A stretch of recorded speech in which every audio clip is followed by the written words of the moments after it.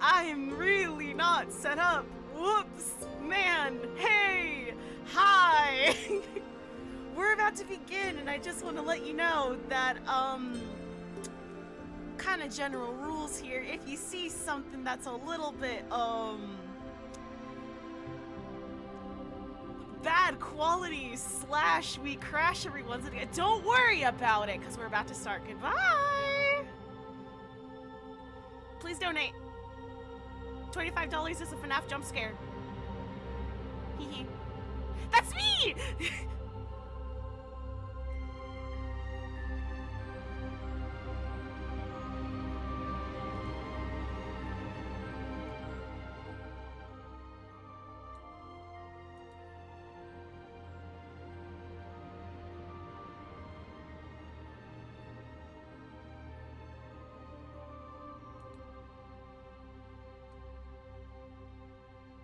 It's no use!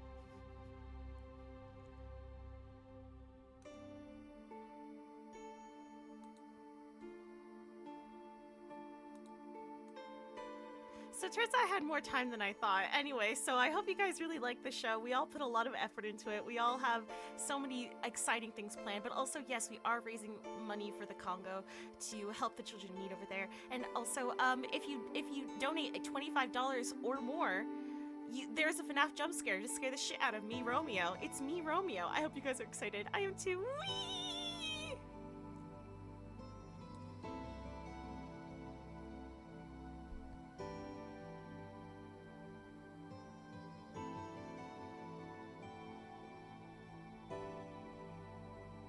Man, I'm not good at timing things, aren't I? Anyway, hi, how you guys doing? I'm doing pretty good. Actually, I'm not doing pretty. It's really cold. I'm really excited for this. I'm so excited. Oh. I think it's about to happen. Hi.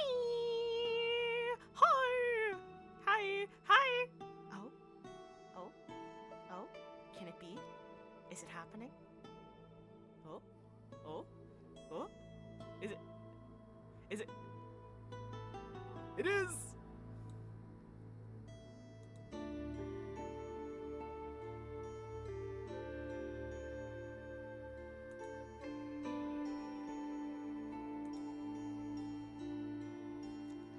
Let's begin. Welcome to the show.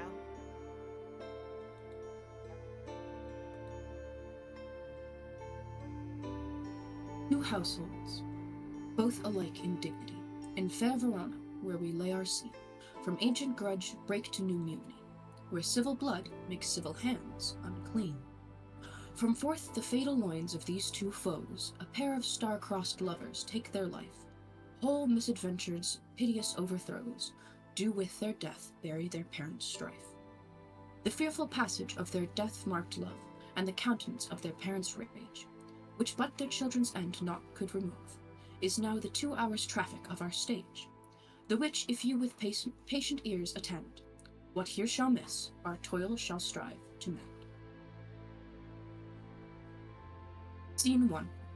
Verona, in a public place. Enter Samson and Gregory, of the House of Capet, armed with swords and bucklers. Gregory, oh my word, will not carry coals. No, for then we should carry colliers. I mean, and we be in Shola, will droll. Aye, while you live, draw your neck out of the collar. I strike quickly, being moved. But thou art not quickly moved to strike. A dog in the house of Montague moves me. To move is to stir, and to be violent is to stand. Therefore, if thou art moved, thou runnest away. A dog of that house shall move me to stand. I will take the wall of any man or maid of Montague's. That shall thee a weak slave, for the weakest goes to the wall. True.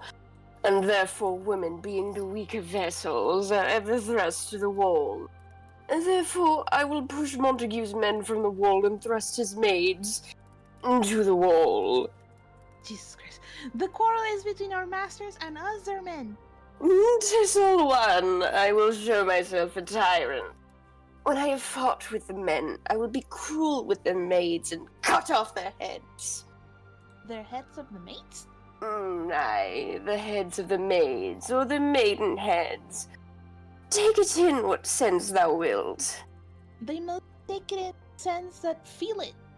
Me they shall feel while I am able to stand, and 'tis known I am a pretty piece of flesh. 'Tis well are thou not flesh, if thou hast been poor done. Draw thy tool. Here comes two of the house of the Montagues. My naked weapon is out. Quarrel! I will back thee.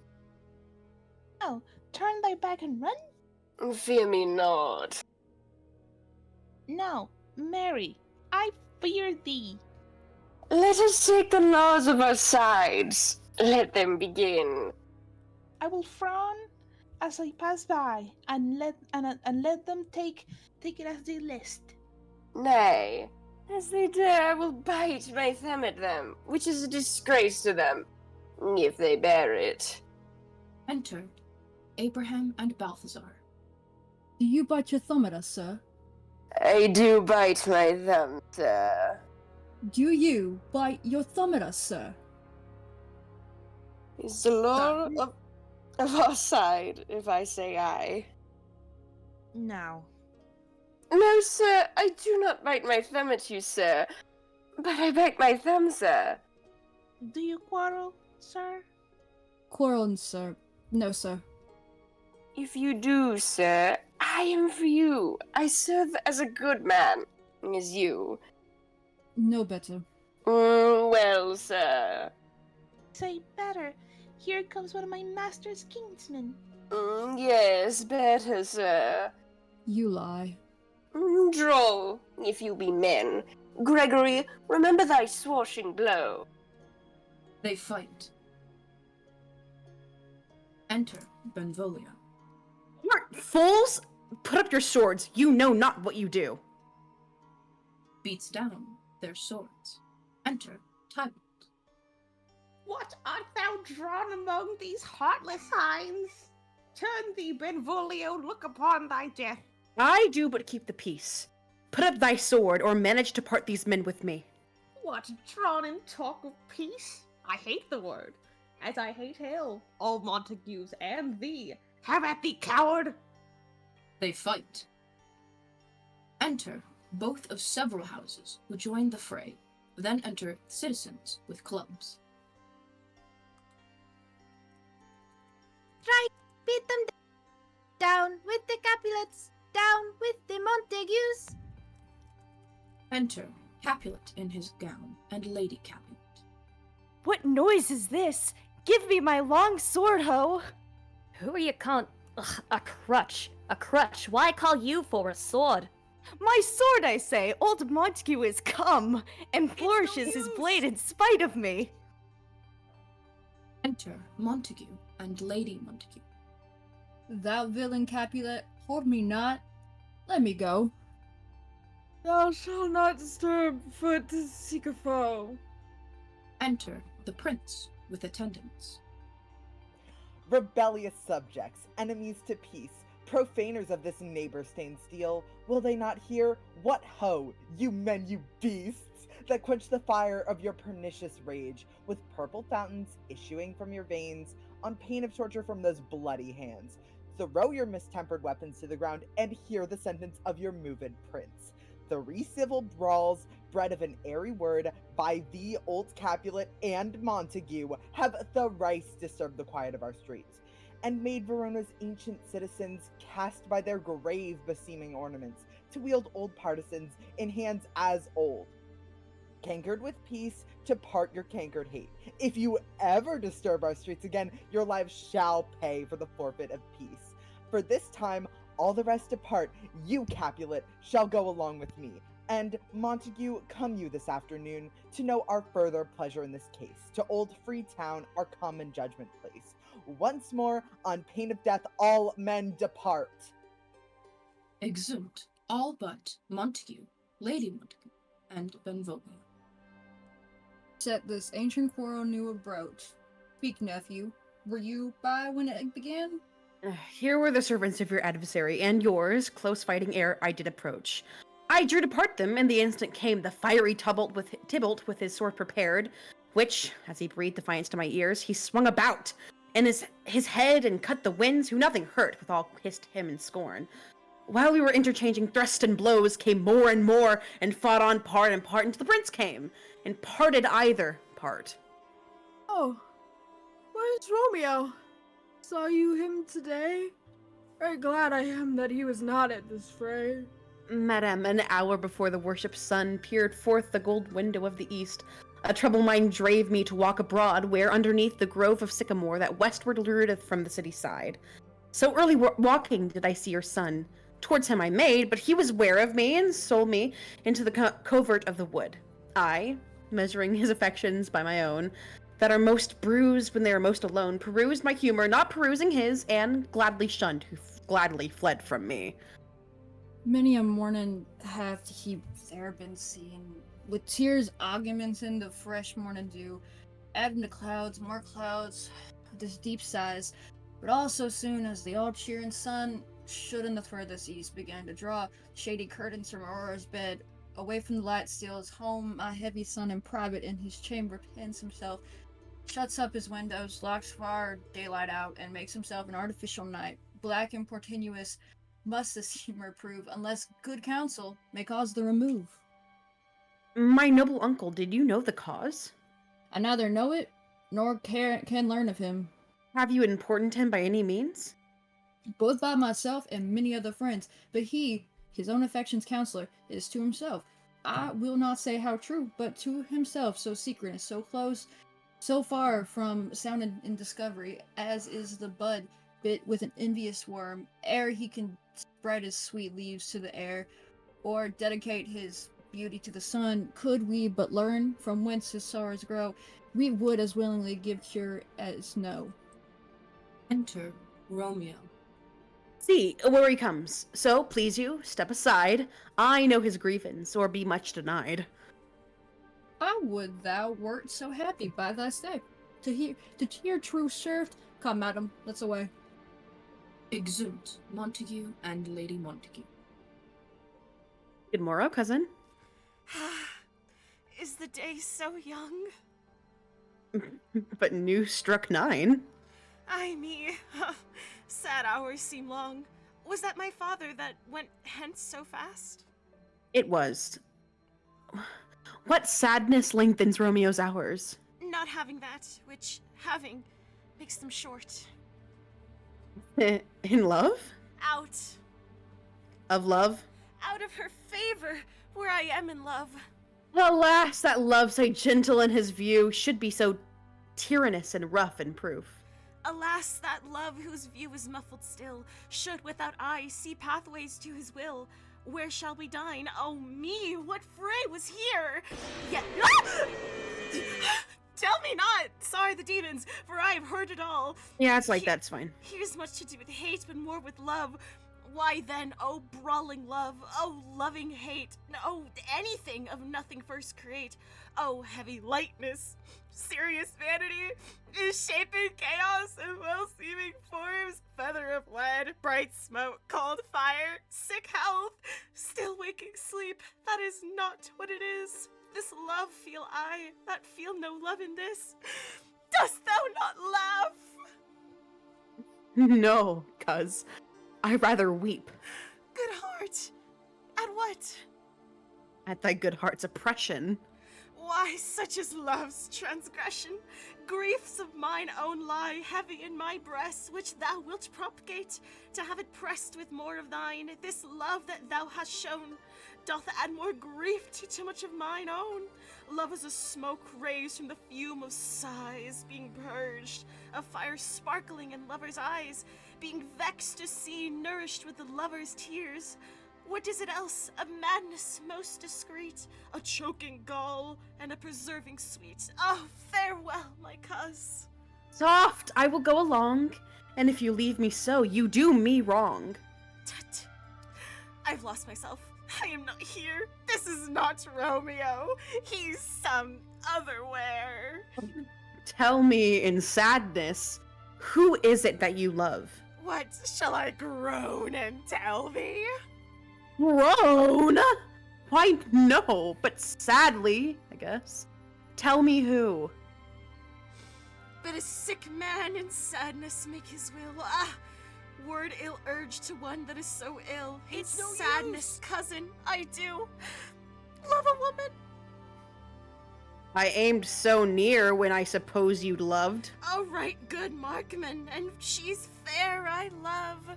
A fair right mark, fair cuz, as soonest hit. Well, in that hit you miss, she'll not be hit. With Cupid's arrow she hath Diane's wit, and in strong proof of chastity well armed, from love's weak childish bow she lives unharmed. She will not stay the siege of loving terms, nor bide the encounter of assailing eyes, nor ope her lap to saints seducing gold. Oh, she is rich in beauty, only poor, that when she dies with beauty, dies her store. Then she hath sworn that she will still live chaste? She hath, and in that sparring makes huge waste, for beauty starred with her severity cuts beauty from all posterity. She is too fair, too wise, wisely too fair, to merit bliss by making me despair. She hath forsworn to love, and in that vow do I live dead, that live to tell it now. Be ruled by me. Forget to think of her. Oh, teach me how I should forget to think. By giving liberty unto thine eyes, examine other beauties. 'Tis the way to call hers exquisite and question more. These happy masks that kiss fair ladies' brows, being black putters in mind, they hide the fair. He that is stricken blind cannot forget the precious treasure of his eyesight lost. Show me a mistress that is passing fair. What doth her beauty serve, but as a note where I may read who passed that passing fair? Ah, farewell, thou canst not teach me to forget. I'll pay that doctrine, or else die in debt. Exhumed. Scene 2. A street. Enter Capulet, Paris, and servant. But Montague is bound as well as I, and penalty alike, and 'tis not hard, I think, for men so old as we to keep the peace. Of honorable reckoning are you both, and pity 'tis you lived at odds so long. But now, my lord, what say you to my suit? But saying o'er what I have said before, my child is yet a stranger in the world. She hath not seen the change of 14 years. 14 years! Let 2 more summers wither in their pride, ere we think her ripe to be a bride. No, she's not. Younger than she our happy mother's maid. And too soon married are those so early made. The earth has swallowed all my hopes but she. She is the hopeful lady of my earth. But woo her, gentle Paris, get her heart. My will to her consent is but a part. And she agree within her scope of choice lies my consent and fair according voice. And this night I hold an old accustomed feast, whereto I invited many a guest. Such as I love, and you among the store. One more, most welcome, makes my number more. At my poor house look to behold this night, earth-treading stars that make dark heaven flight. Such comfort as do lusty young men feel, when well apparelled April on the heel of limping winter treads, even such delight. Among fresh female buds shall you this night inherit at my house. Here all see, and like her most whose merit most shall be.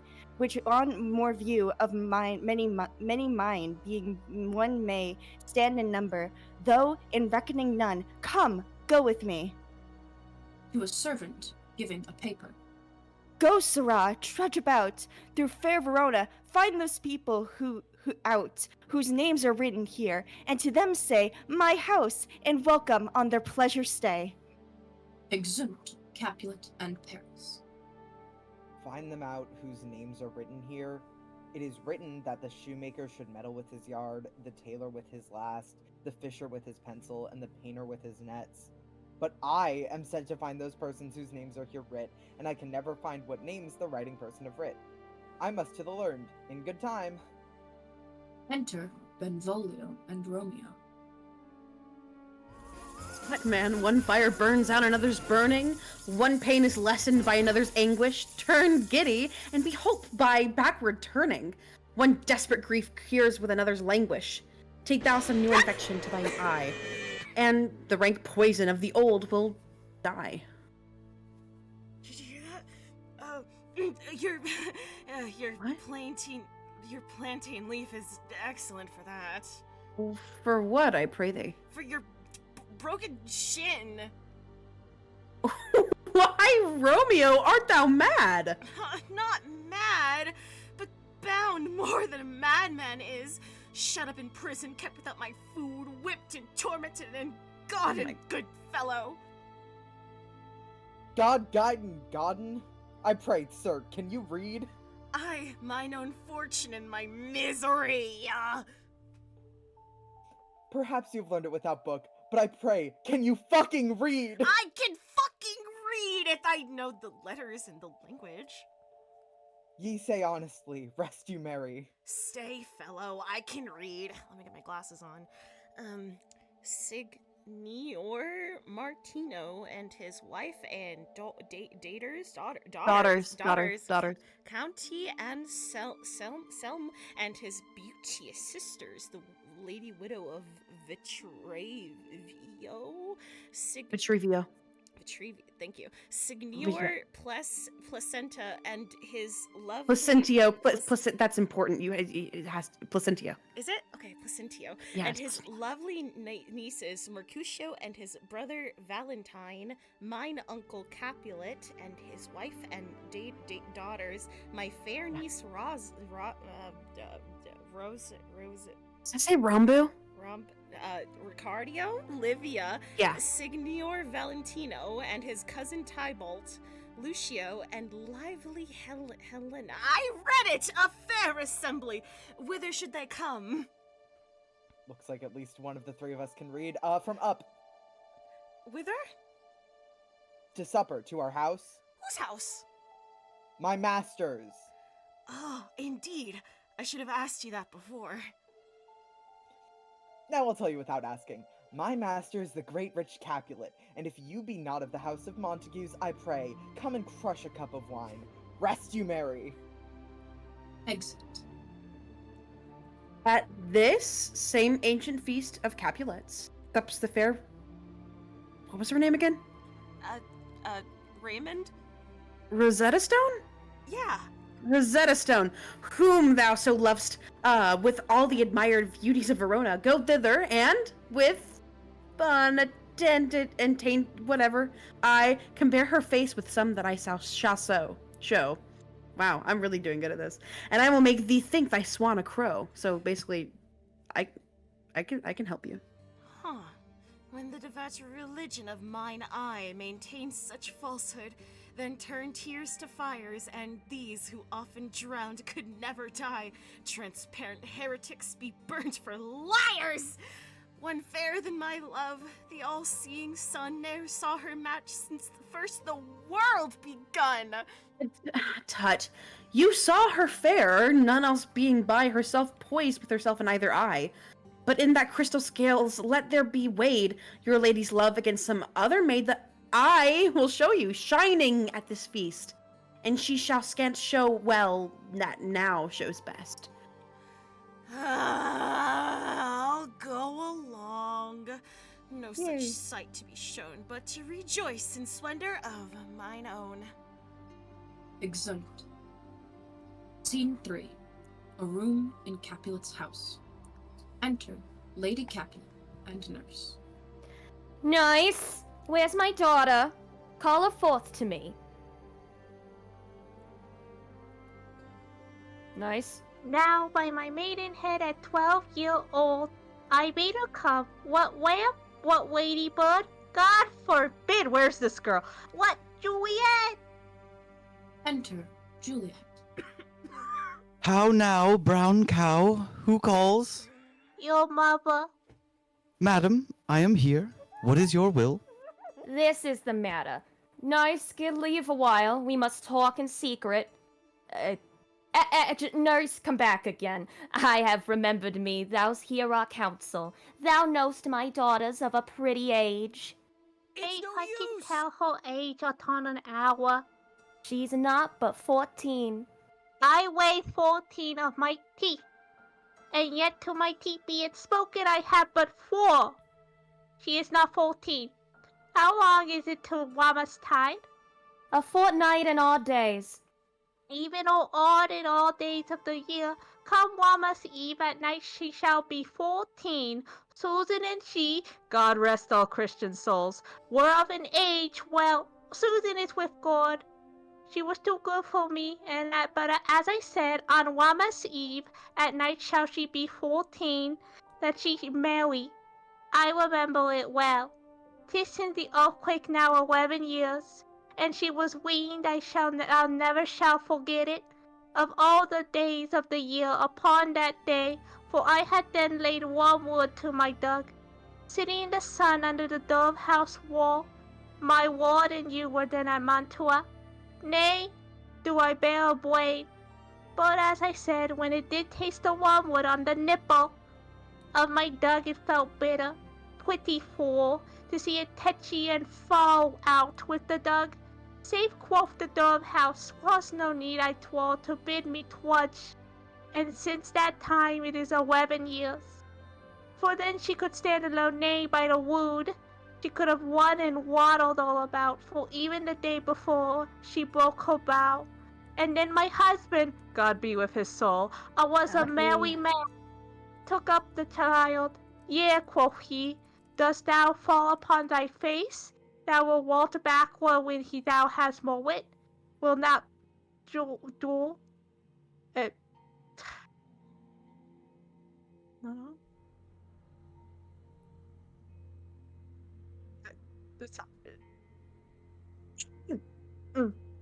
Sorry, I choked. Christ. And by my holiday, that pretty wench will left crying and say, I, to see now how such a death come about, I warrant I should live 1,000 years, and never will shall forget it will not jewel, quoth he. And pretty fool it stinted and say, I. Enough of this. I pray thee, hold thy peace. Yes, madam, yet I cannot choose but laugh. Think it should weave quiet. What's up with that sigh? And yet I wore it had upon this brow a bump as big and young cockerel stone, a power snock, and it quite bitterly. Yea, quoth my husband, first upon thy face, thou wilt wall backward when thou comest to age. Will not jewel? It stinted and say, I. And stint thou too, I pray thee, nurse, say I. Peace I have done, God mark thee to his grace. Thou wast the prettiest babe that I e'er nursed, and I might live with thee married once. I have my wish. Yes, Mary. Mary is that very theme I came to talk of. Tell me, daughter Juliet, how stands your disposition to be married? It is an honor that I dream not of. On it not I thine only nurse. I would say thou hast sucked the wisdom from thy tit. Think of marriage now. Younger than you, here in Verona, ladies of esteem are made already mothers. By my count, I was your mother much upon these years, that you are now a maid. Thus then in brief, the valiant Paris seeks you for his love. A man, young lady. Wait, such a man is all the world, why he's a man of wax. Verona summer hath not such a flower.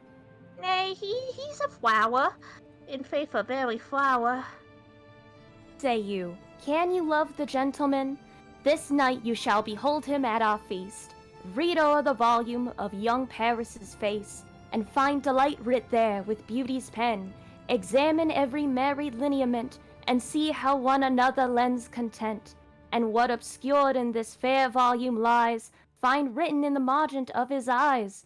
This precious book of love, this unbound lover, to beautify him only lacks a cover.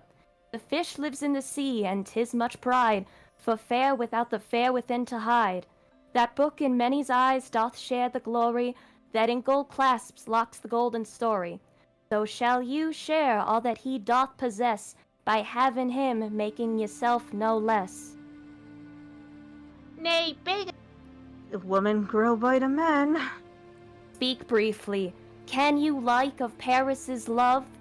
I'll look to like, if looking liking move, but no more deep will I endart mine eye than your consent gives strength to make it fly. Enter a servant. Madam, the guests are come. Supper is served. You called. My young lady asked for. The nurse cursed in pantry, and everything in extremity. I must hence to wait. I beseech you. Follow straight. Follow thee. Exit the servant. Juliet, the county stays. Oh, God. Seek happy nights to happy days. Exeunt. Scene 4. A street. Enter Romeo, Mercutio, Benvolio, with 5 or 6 maskers, torchbearers, and others. What shall this speech be for our excuse? Or shall we on without an apology?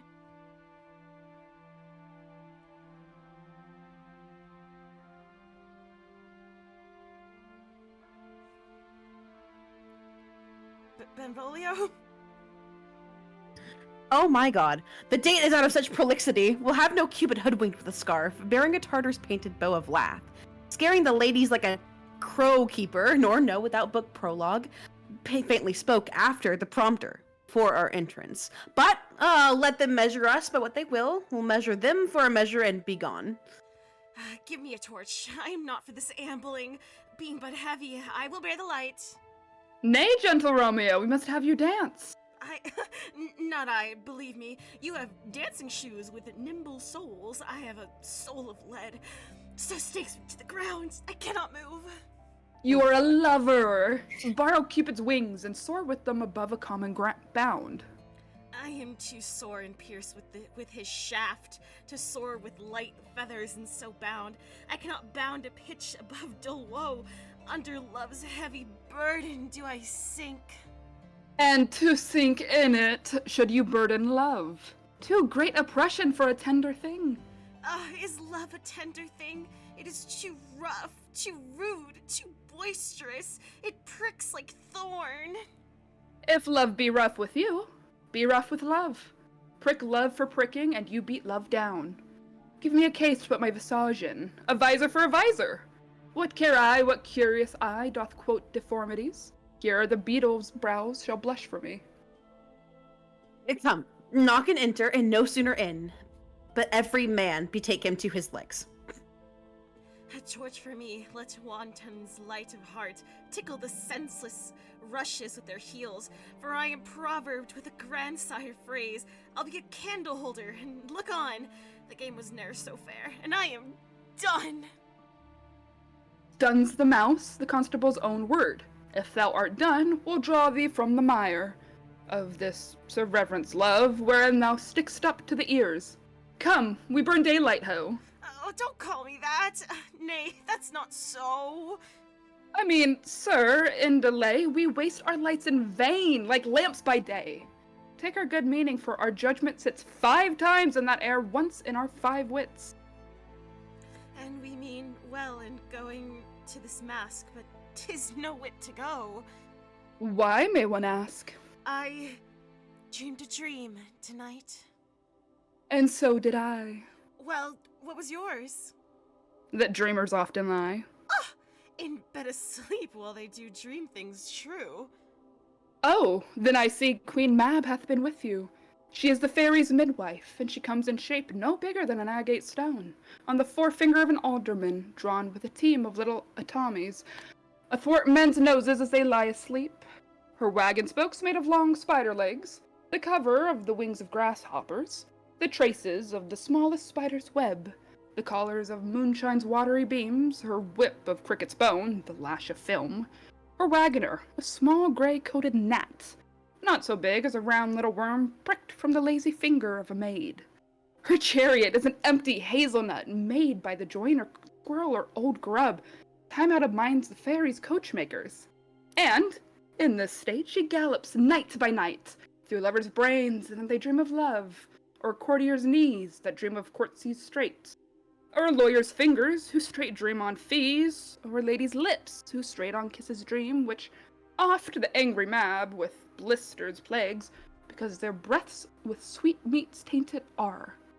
Sometime she gallops o'er a courtier's nose, and then dreams he of smelling out a suit. And sometimes comes she with a tilth pig's tail, tickling a parson's nose as a lies asleep, then dreams he of another benefice. Sometimes she driveth o'er a soldier's neck, and then dreams he of cutting foreign throats, of breeches, ambuscuados, Spanish blades, of healths 5 fathom deep, and then anon drums in his ears, at which he starts and wakes, and, being thus frighted, swears a prayer or two, and sleeps again. This is that very Mab that plats the manes of horses in the night, and bakes the elf locks in foul sluttish hairs, which, once untangled, much misfortune bodes.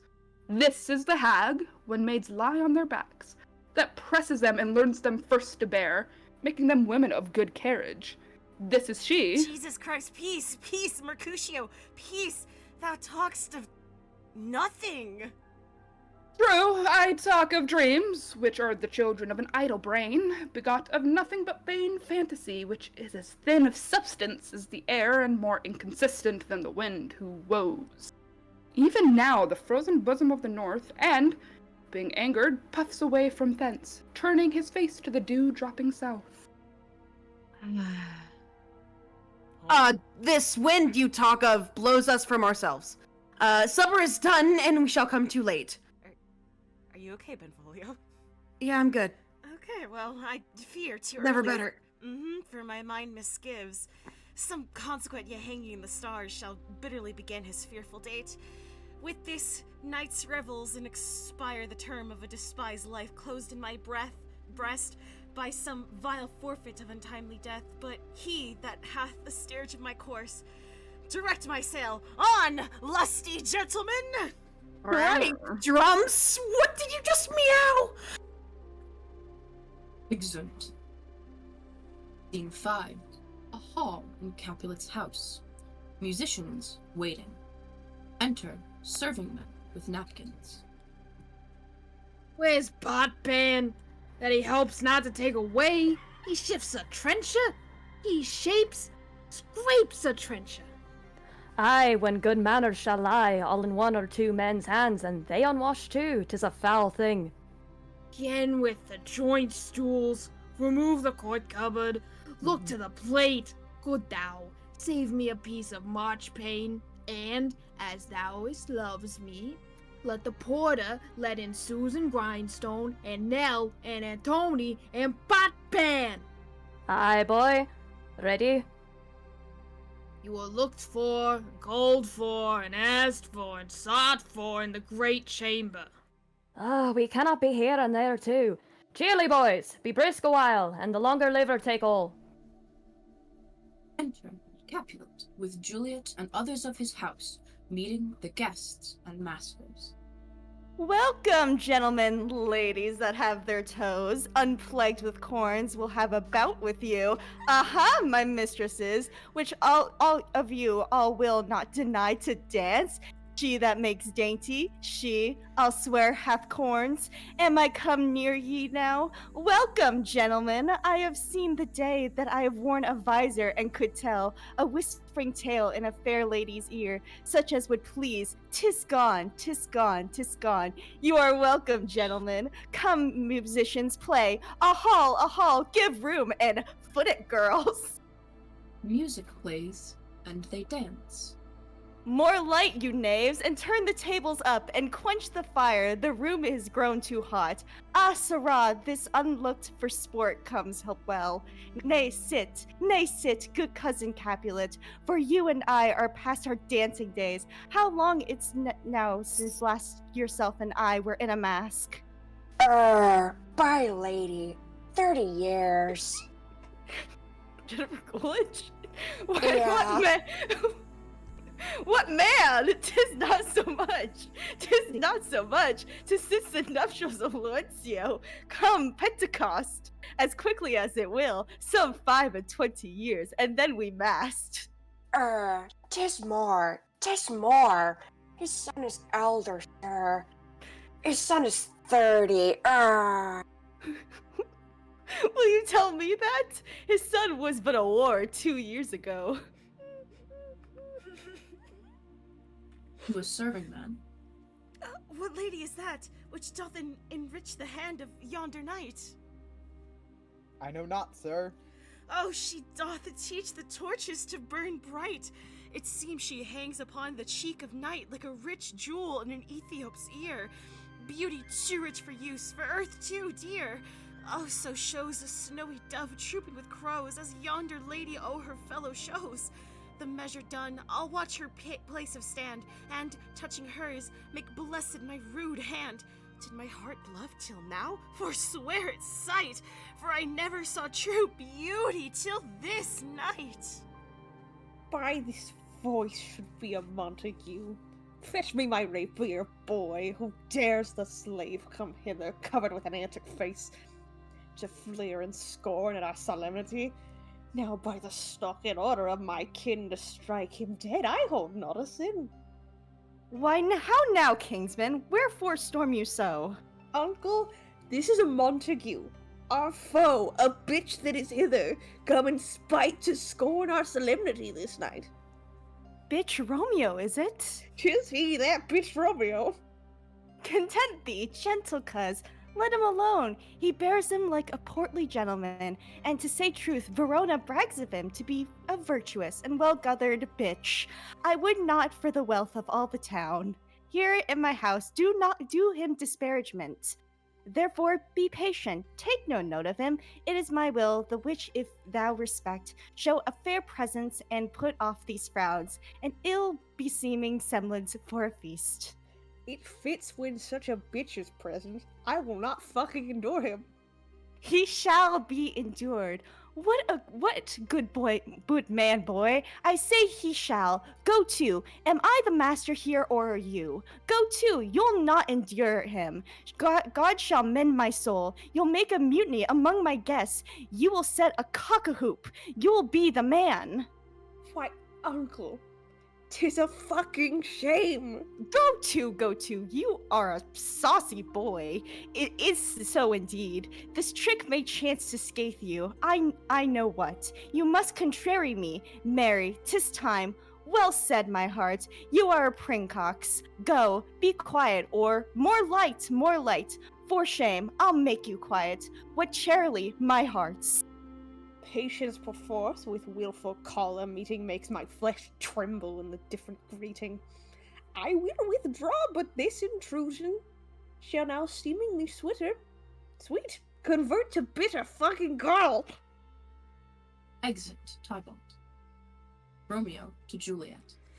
If I profane with my unworthiest hand this holy shrine, the gentle fine is this, my lips, two blushing pilgrims, ready stand to smooth that rough touch with a tender kiss, wink.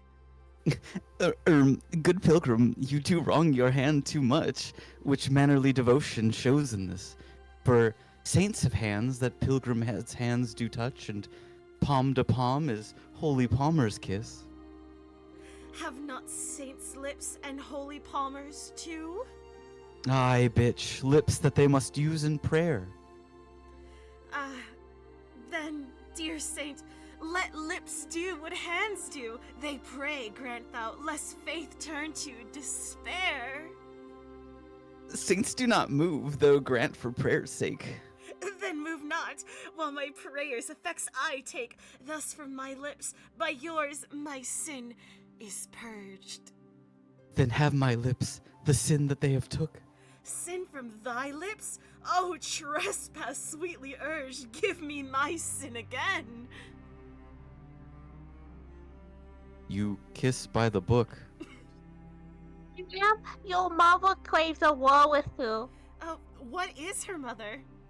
Marry a little shit. Her mother's the lady of the house and a good lady and a wise and virtuous. I nursed her daughter that you talked with, Al. I tell you, he that can lay hold of her shall have the chinks.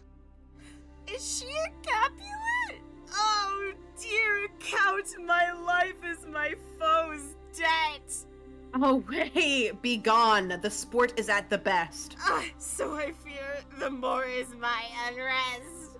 I'm also here, by the way. Nay, bitches, prepare not to be gone. We have a trifling, foolish banquet towards. Is it in so? Why then, I thank you all. I thank you, honest bitches. Good night. More tortures here. Come on then, let's to bed. Ah, Sarah, by my fay, it waxes late. I'll to my rest. Exeunt all but Juliet and nurse. Come hither, nurse.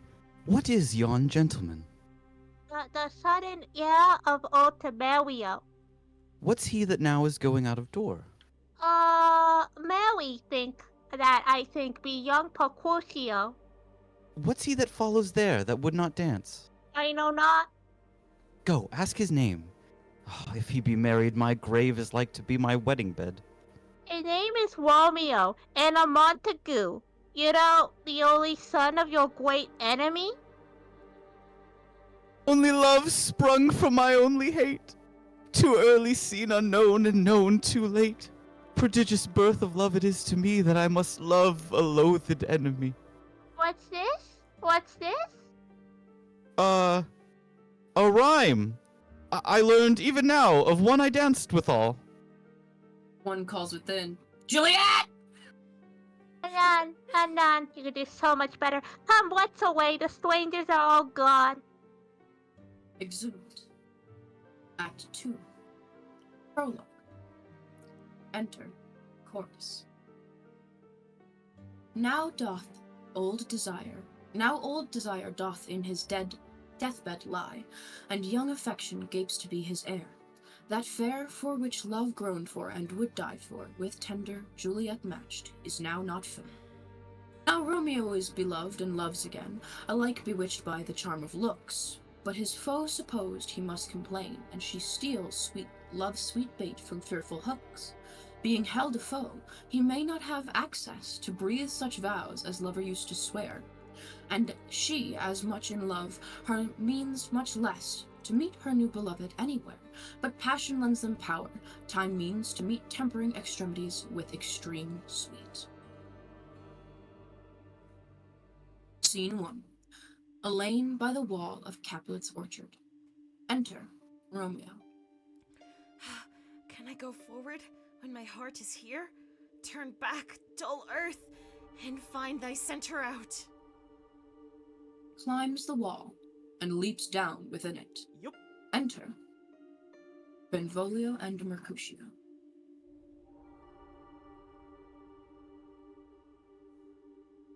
Romeo! My cousin Romeo!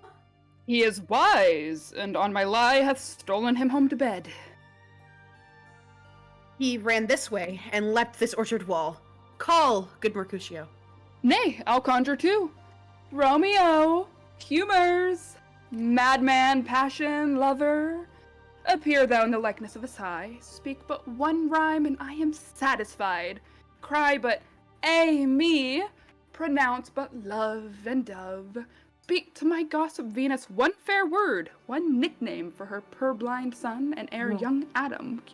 Cupid, he that shot so trim, when King Cophetua loved the beggar maid, he heareth not, he stirreth not, he moveth not.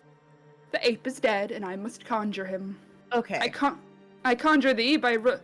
What's her name? Dude, I don't fucking remember. He used Was a that different it? one of risotto? Risotto? Ricotta! Ricotta. Ah.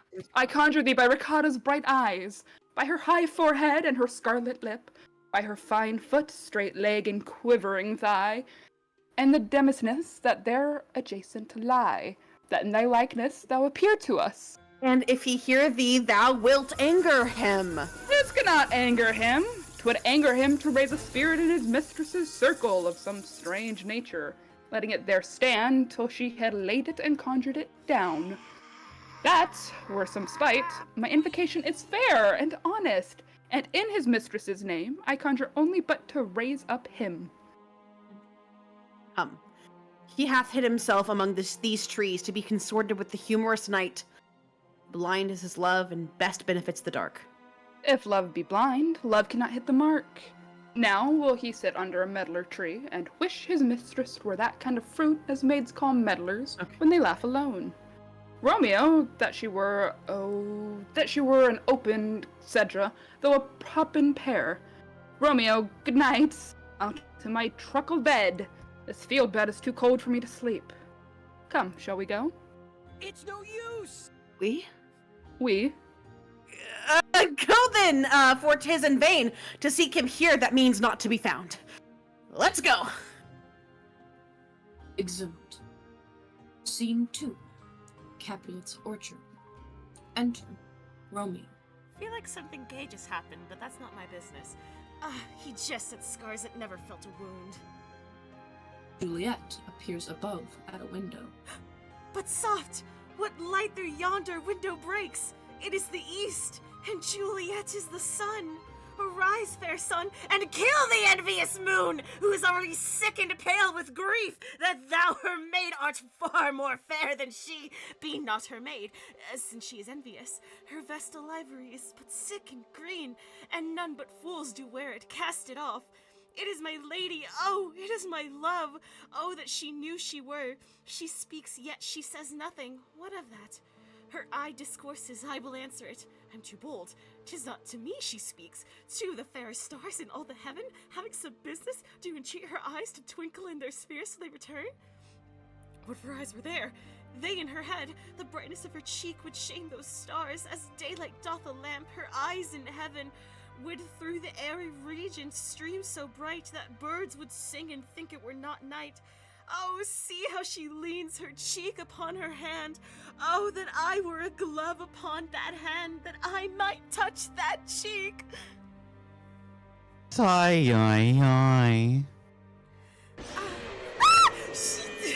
She speaks. Oh, speak again, bright angel, for thou art scary, and as glorious to this night being over my head, as is a winged messenger. She's so loud! Unto the white upturned wandering eyes of mortals that fall back to gaze on him when he bestrides the lazy pacing clouds and sails upon the bosom of the air. Oh, Romeo, Romeo, wherefore art thou Romeo? Deny thy father and refuse thy name. Or if thou wilt not, be but sworn, my love, and I'll no longer be a Capulet. Shall I hear more? Or shall I speak of this? She is kind of scary. 'Tis but thy name that is my enemy. Thou art thyself, though not a Montague. What's Montague? It is nor hand, nor foot, nor arm, nor face, nor any other part belonging to a man. A penis. Oh, be some other name. What's in a name? That which we call a rose by any other name would smell as sweet. So Romeo would, were he not Romeo called, retain that dear perfection which he owes without that title.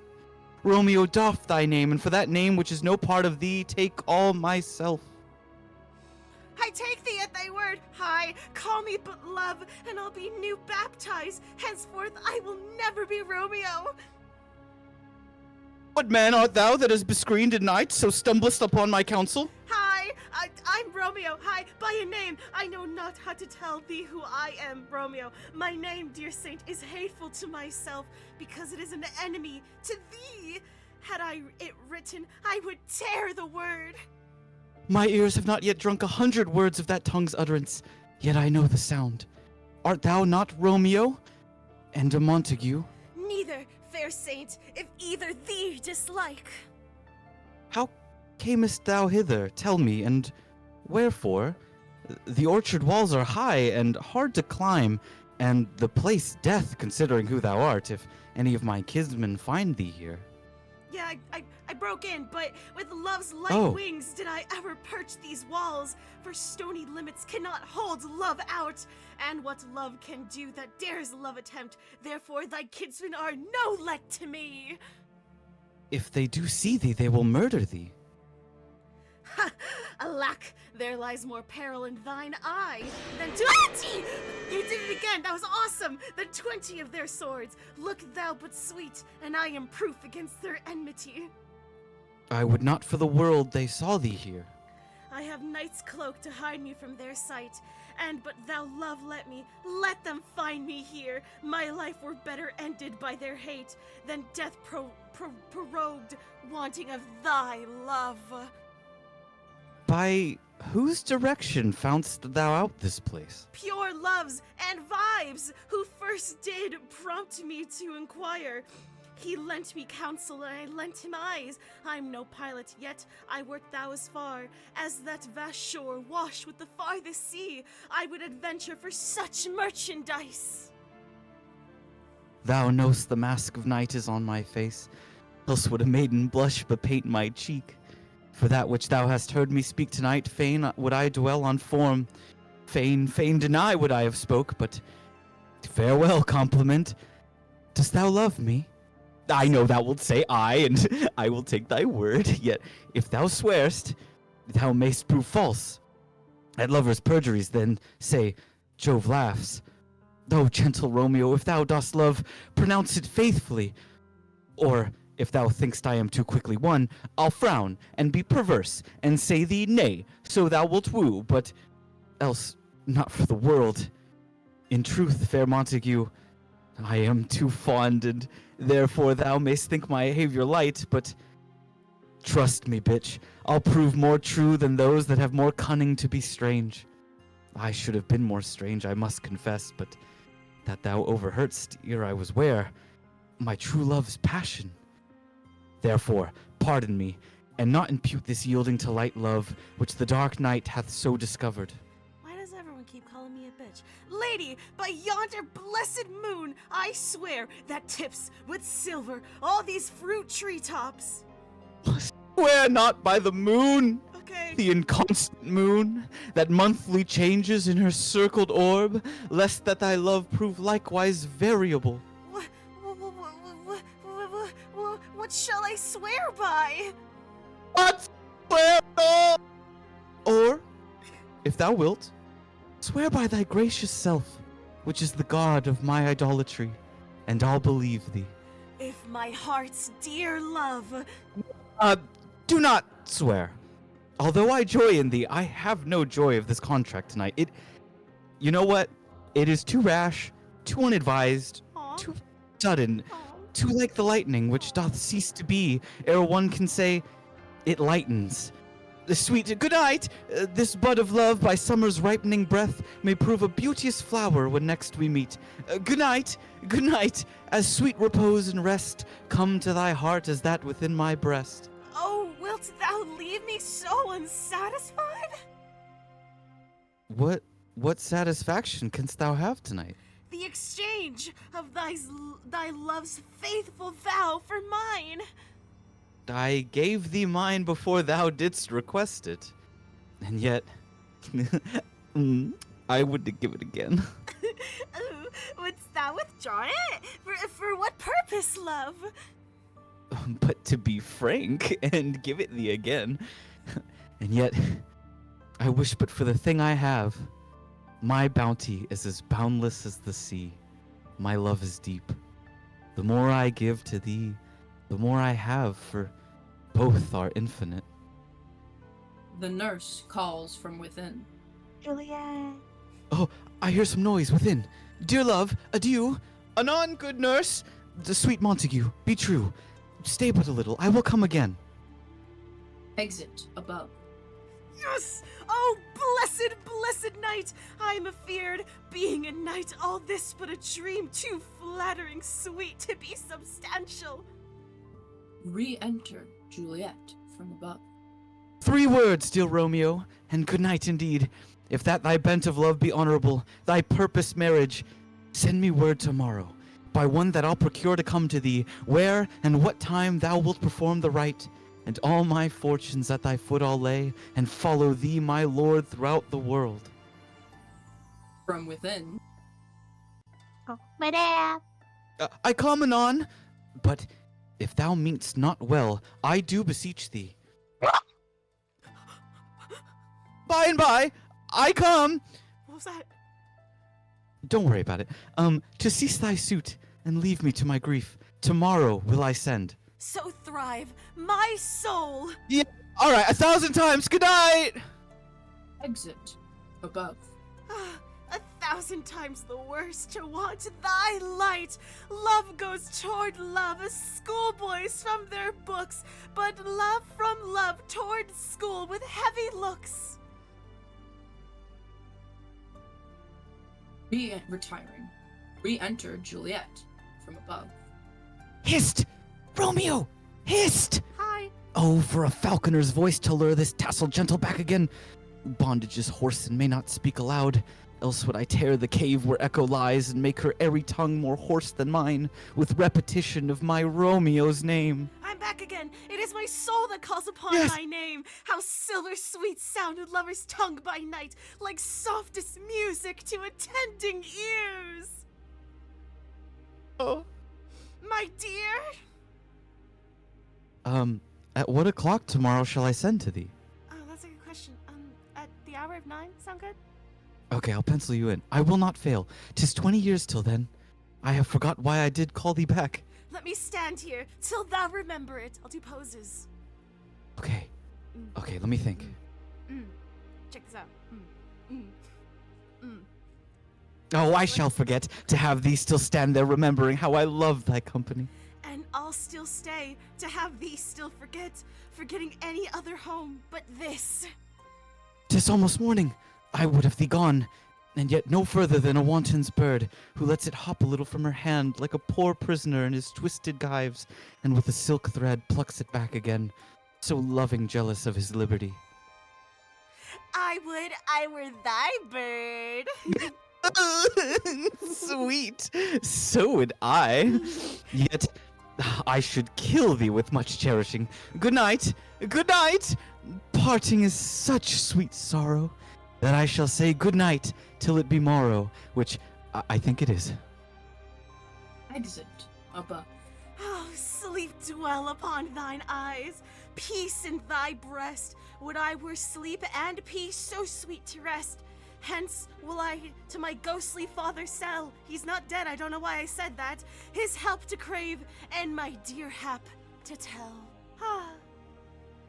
Exit. Scene 3. Friar Lawrence's cell. Enter Friar Lawrence with a basket. The gray-eyed morn smiles at the frowning night, checkering the eastern clouds with streaks of light, and fleck darkness like a drunkard reels from fourth day's paths and Titan's fiery wheels.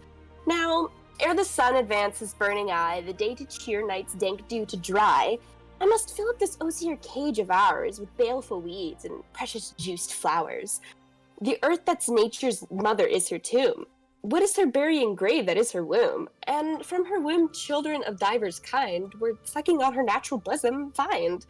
Many for many virtues excellent, none but for some, and yet all different.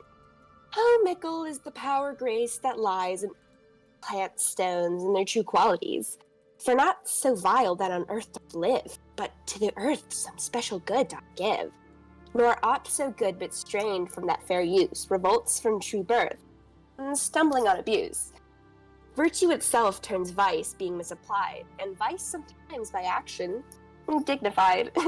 Within the infant rind of the small flower, poison hath residence and medicine power. For this being smelt, with that part cheers, each part being tasted, slays all senses with the heart. Two such opposed kings encamp them still, in man as well as herbs, grace and rude will. And where the worser is predominant, full soon the canker death eats up that plant. Enter Romeo. Hi, hello, so happy to see you. Good morrow, father. Oh, benedicite! What early tongue so sweet salute me! Young son, it argues a tempered head, so soon bid good morrow to thy bed. Care keeps his watch in every old man's eye, and where care lodges, sleep will never lie. But where unbruised youth with unstuffed brain doth couch his limbs, there golden sleep doth reign. Therefore thy earliness doth me assue, thou art uproused by some distemperature. Or if not so, then here I hit it right. Our Romeo hath not been in bed tonight. That last is true. The sweeter rest was mine. Good pardon sin! Was thou with... God, what was her name again? Richard? Raydan? Was that with Raydan? Yeah! No, with, Romeo. No, that's my name. No, that is your name. Who cares? No. I have forgot that name, and that name's Woe. Oh, that's good, my son. But where hast thou been, then? I'll tell thee, thou ask it me again. I have been feasting with mine enemy, where on a sudden one hath wounded me. That's by me wounded. Both are remedies within thy help, and holy physique lies. I bear no hatred, blessed man, for, lo, my intercession likewise steads my foe. Oh my god. Be plain, good son, and homely in thy drift. Riddling confession finds, but riddling shrift. Then plainly know my heart's dear love is set on the fair daughter of rich Capulet. Oh my god. As mine on hers, so hers is set on mine, and all combined, save what thou must combine by holy marriage, when and where and how we met, we wooed, and made exchange of vow. I'll tell thee as we passed, but this I pray, that thou consent to marry us today. Holy St. Francis, what a change is here. Yeah! God, I can't remember her name. Whom thou didst love so dear? Oh, it'll come to me, So soon forsaken. I think it was like,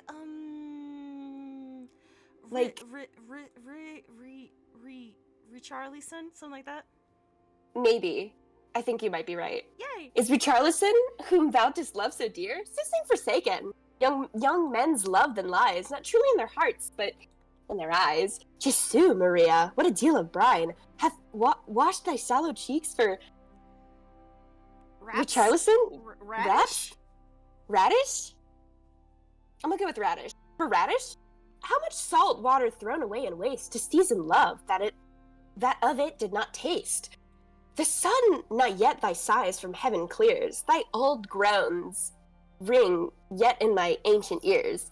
Lo, here upon thy cheek the stain doth sit of an old tear that is not washed off yet. If ere thou wast thyself in these woes mine, thou in these woes were all for... Oh my god, this is gonna piss me off! What the fuck is her name? The Rapture? The Rapture! And the holy trumpets did proclaim, and art thou changed? Pronounce this sentence then, woman may fall when there's no strength in men. Thou chidest me off for loving Rainbow Dash. For doting, not for loving, pupil mine. And badst me bury love. Not in a grave, to lay one in, another out to have. I pray thee, chide not. She who I love now doth grace for grace and love for love allow. The other did not so. Oh, she knew well. Thy love did read by rote, and could not spell. But come, young waverer, come, go with me. In one respect, I'll thy assistant be. For this alliance may so happy prove to turn your household's rancor into pure love. Oh, let us hence! I stand on sudden haste. Wisely and slow, they stumble that run fast. Exeunt. Scene 4. A street. Enter Benvolio and Mercutio. Where the devil should this Romeo be? Came he not home tonight? Not to his father's, I spoke with his man. Ah, that same pale, hard-hearted wench that... Richard, I suppose, torments him so that he will sure run mad.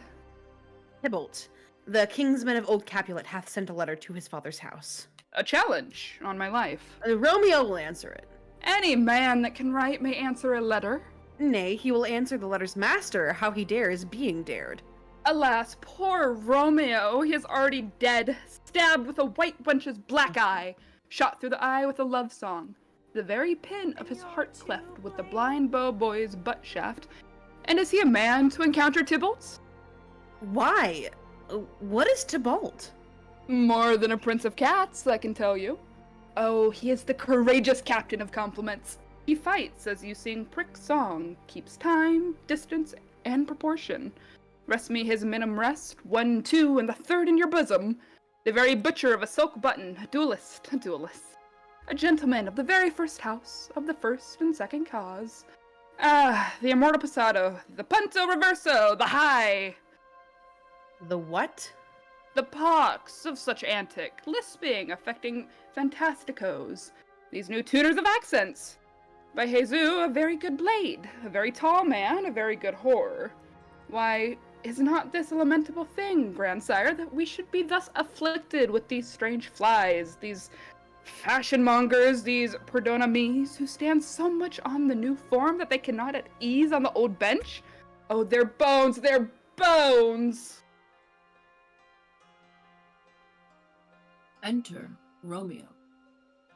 Here comes Romeo. Here comes Romeo. Without his roe, like a dried herring. Flesh, how art thou fishified? Now, is he here for numbers that Petrarch flowed in? Laura, to his lady, was but a kitchen wench. Mary, she had a better love to be rhymer.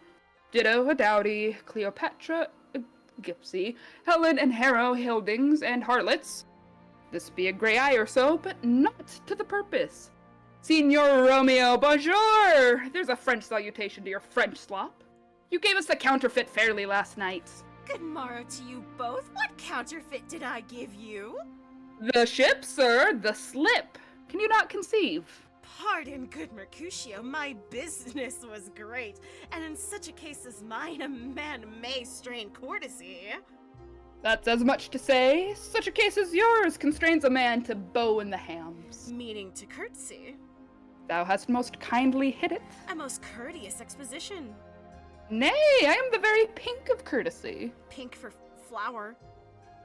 Right. Why, then is my pump well flowered, huh? Well said. Follow me this just now, till thou hast worn out thy pump, that when the single soul of it is worn, the jest may remain after wearing so singular. Oh, single-souled jest, solely singular for the singleness. Oh, come between us, good Benvolio, my wits faint. You guys can handle this. Switching spurs, or I'll cry a match. Nay, if thy wits run the wild goose chase, I have done, for thou hast more of the wild goose in one of thy wits than, I am sure, I have in my whole 5. Was I with you there for the goose? Oh, thou wast never with me for anything when thou wast not there for the goose. Oh, I will bite thee by the ear for that jest. Oh, What the nay, fuck? good goose, bite not. Thy wit is a very bitter sweeting. It is a most sharp sauce. And is it not well served in to a sweet goose? Oh, here's a wit of chivalry that stretches from an inch narrow to an ell broad. I stretch it out for that word broad, which added to the goose proves thee far and wide a broad goose.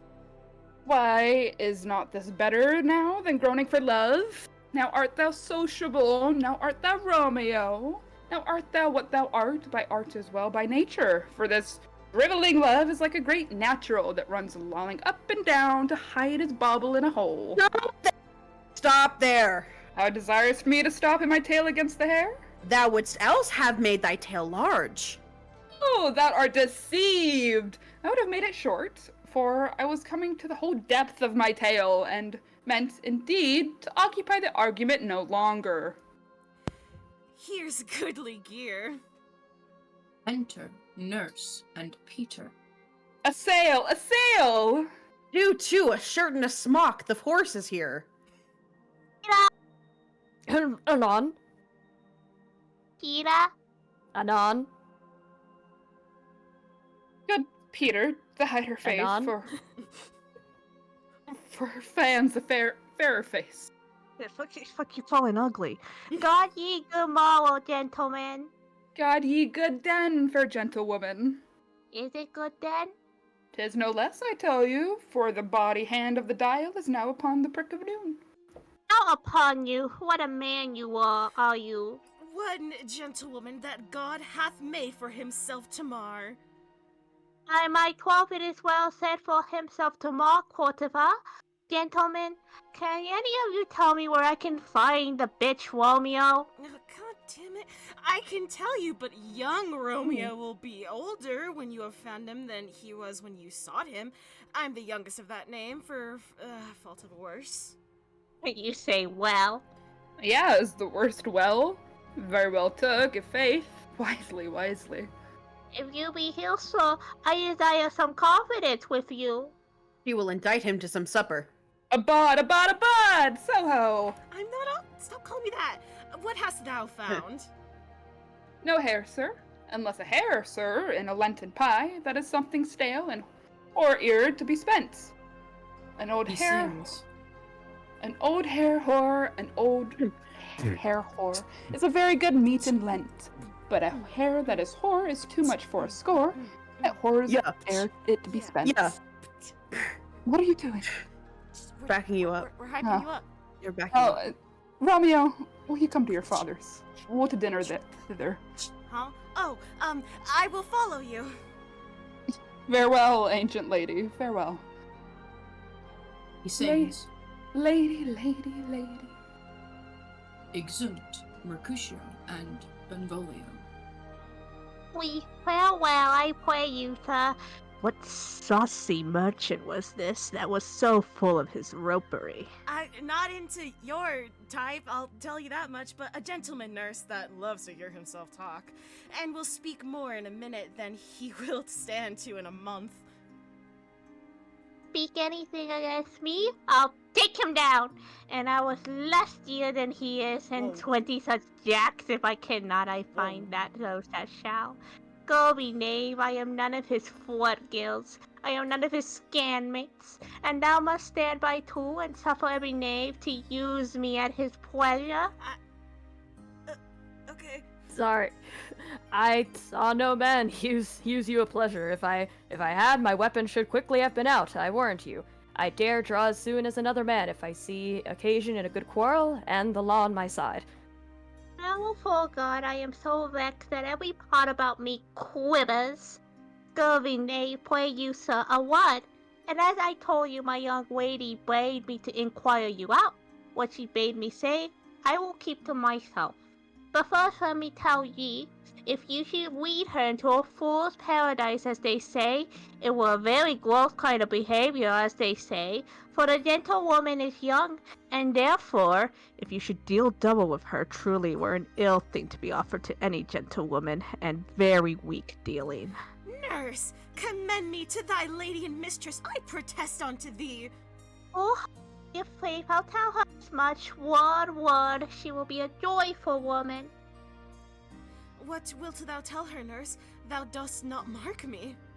I will tell her, sir, that you do protest, which, as I take it, is a gentleman-like offer. Bid her devise some means to come to Shurt this afternoon, and there she shall at Friar Lawrence's cell be shrived and married. Here's for thy pains.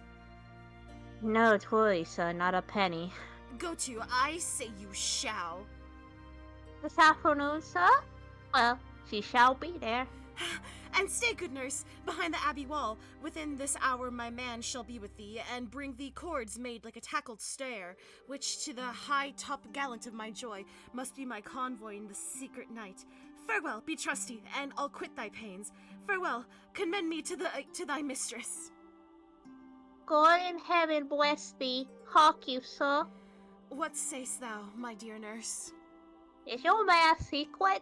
Didn't I hear say two may keep counsel, putting one away? I guarantee thee my man's as true as steel. Well, sir, my mistress is the sweetest lady, word, when 'twas a little platting thing. There's a nobleman in town, one Paris, that would fain lay knight for blood. But she, good soul, had a wife to see a toad, a very toad as see him. I anger her sometimes, and I tell you that Paris is the proper man. But I warrant you when I say so, she looks pale as any quout in the bestial world. Does not Rosemary and Romeo begin both with the same letter? Aye, nurse. What of that? Both with an R. There's another name that starts with an R. I'm not too sure what it would be. Marka, that's a dog's name. R is for the... Oh, Rebecca? Yeah, something like that. That's a really shitty name, isn't it? No, I know it begins with some other letter. She has the prettiest sentence of it of you and Rosemary that it would do you good to hear it. Commend me to thy lady. 1,000 times. Exit Romeo. Peter! Anon? Peter, take my fan and go before in a pace. Go, get out of here. Exeunt. Scene 5. Capulet's Orchard. Enter Juliet. The clock struck 9 when I did send the nurse. Scene, I can pee. In half an hour she promised to return. Perchance she cannot meet him. That's not so. Oh, she is lame. Love's heralds should be thoughts which 10 times faster glide than the sun's beams, driving back shadows over lowering hills. Therefore do nimble pinioned doves draw love, and therefore hath the wind swift Cupid wings. Now is the sun upon the highmost hill of this day's journey, and from 9 till 12 is 3 hours long. Yet she is not come. Had she affections and warm youthful blood, she would be as swift in motion as a ball. My words would bandy her to my sweet love, and his to me. But old folks many feign as they were dead, unwieldy, slow, heavy, and pale as lead. Oh, God, she comes! Enter Nurse and Peter. Oh, honey nurse, what news? Hast thou met with him? Send thy man away. The fuck out of here! Peter, fuck off! Exit Peter. Now, good nurse. Oh, Lord, why look'st thou sad? Though news be sad, yet tell them merrily. If good, thou shamest the music of sweet news by playing it to me with so sour a face. I am a weary, give me weed of a while. You literally sent me off on a 3-hour journey. Fly how my bones ache, what a jaunt have I had. I would thou hadst my bones and I thy news. Nay, come, I pray thee, speak. Good nurse, speak. Patience, my God! Can you not stay a while? Do you not No. see that I am out of breath? Please. How art thou out of breath when thou hast breath to say to me that thou art out of breath? The excuse that thou dost make in this delay is longer than the tale thou dost excuse. Is thy news good or bad? Answer to that. Say either, and I'll stay the circumstance. Let me be satisfied. Is it good or bad? What is it? Fucking hate the nurse day? Well, you have made a simple choice. You know not how to choose a man. Wario. No, not he, though his Okay, face rude. be better than any man's, yet his leg excels all men's. And for a hand and a foot and a body, though they be not to be talked on, yet they pass compare. He is not the flower of courtesy, but I'll warrant him, as gentle as a lamb. Go thy ways, wench of God. What, have you dined at home? God, like from the Bible? Yeah, for the No. Bible. No. But all this did I know before. What says he of our marriage? What of that? Lord, how my head aches. What a head have I? It beats as it will fall in 20 pieces. My back or to the other side. Oh, my back. Ugh. Be sure your heart for sending me about to catch my death with jaunting up and down. In faith, I am sorry that thou art not well. Sweet, sweet, sweet nurse, tell me, what says my love? Your love says, like an honest gentleman, and a courteous, and a kind, and a handsome, and, I warrant, a virtuous. Where's your mother? Where is my mother? Why, she is within. Where should she be? How oddly thou repliest. Your love says, like an honest gentleman, where is your mother? God, lady dear, are you so hot? Mary, come I twirl. Is this the poultice for my achy bones, you ungrateful bitch? Henceforward, do your messages yourself. I can't! Here's such a coil. Come, what says Romeo? Oh, she can't, she says.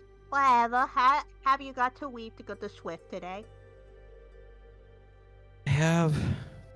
Then hie you hence to Friar Lawrence's cell. There stays a husband to make you a wife. Now comes the wanton blood up in your cheeks, there'll be scarlet straight at any news. Hie you to church, I must another way. To fetch a ladder by the which your love must climb a bird's nest soon when it is dark. I am the Doge and toil and you the white, but you shall bear the burden soon tonight. Go out to dinner, hie you to the cell. To high fortune, honest nurse, farewell. Exeunt. Scene 6. Friar Lawrence's cell. Enter Friar Lawrence and Romeo. So smile the heavens upon this holy act, that after hours of sorrow chide us not. Amen, amen. But come what sorrow can, it cannot countervail the exchange of joy that one short minute gives me in her sight. Do doth but close our hands with holy words, then love devouring death do what he dare. It is enough I may but call her mine. Okay, calm down. These violent delights have violent ends, and in their triumph die like fire and powder, which as they kiss consume, the sweetest honey is loathsome in his own deliciousness, and in the taste confounds the appetite. Therefore love moderately. Long love doth so. Too swift arrives as tardy as too slow. Enter Juliet. There comes the lady. Oh, so light of foot will never wear out the everlasting flint. A lover may bestride the gossamer that idles in the wanton summer air, and yet not fail. So light is vanity. Good even to my ghostly confessor. Romeo shall thank thee, daughter, for us both. As much to him, else is his thanks too much. Ah, Juliet, if the measure of thy joy be heaped like mine, and that thy skill be more to blazon it, then sweeten with thy breath this neighbor air, and let rich music's tongue unfold the imagined happiness that both receive in either by this dear encounter. Conceit, more rich in matter than in words, brags of his substance, not of ornament. They are but beggars that can count their worth. But my true love is grown to such excess, I cannot sum up some of half my wealth. Okay, come with me, and we will make short work. For by your leaves, you shall not stay alone, till holy church incorporate 2 and 1. Be Exeunt. Yippee! Act 3. Not Act 3, it's intermission Act 3, time! it's Whoa. Yay! Intermission. Intermission! Intermission. I didn't make a fancy Intermission. screen because I ran out of time. Intermission. Where's my intermission? Intermission pog. Alright, hello everyone, it's me, no longer Romeo. That is a disguise I put on and I've taken it off. Now we're How long is mode. the intermission gonna be? 10 minutes. Slay. Thank you. Thank you, Ted. Thank you, 10! Thank you, 10! Thank you, Ted. Thank you, 10. I'm gonna start a little timer so I don't forget. And 10 minutes, so anyone who has to like pee or get a snack, go ahead. Hello everybody! Welcome to the intermission, thank you 10. We have raised so far $230 already. Woo! Woo! Hype man. Hype, Yippee, hype, yippee. hype, yeah. Yeah. Hold on, wait. I wanna do this for my lovely screen. Hold on, hey guys, hold on. I'm just no, not this one. There we go. We're no longer starting soon. That's a lie. Hey guys, it's me, just Romeo. I'm here to tell you that if you want to donate, please donate because it's for a great cause to help out the people of Congo who are going through a horrible crisis, and I just want to help the people as much as I can. What does the sweater vest say? I'm so glad you asked. It says Kenergy. Awful. Lovely. It's the perfect creation. Shout out to my lovely Muppet artist, musical Blue Box, musical Cocoa Box, musician, every name under the sun.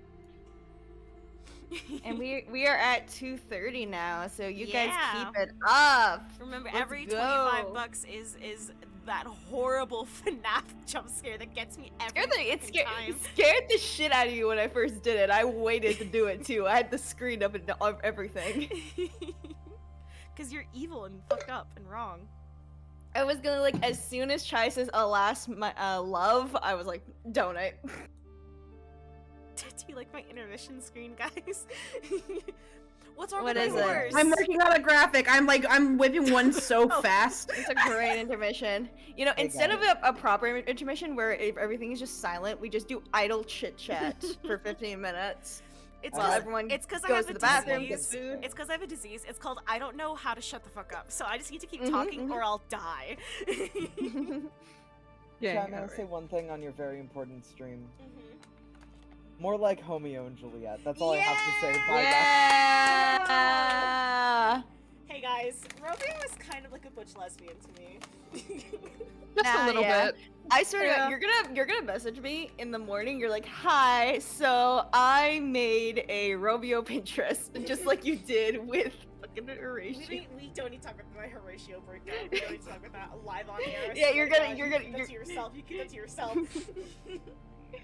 It's gonna be the I same check with the Romeo. DMs. Oh god, I'm scared, but also elated.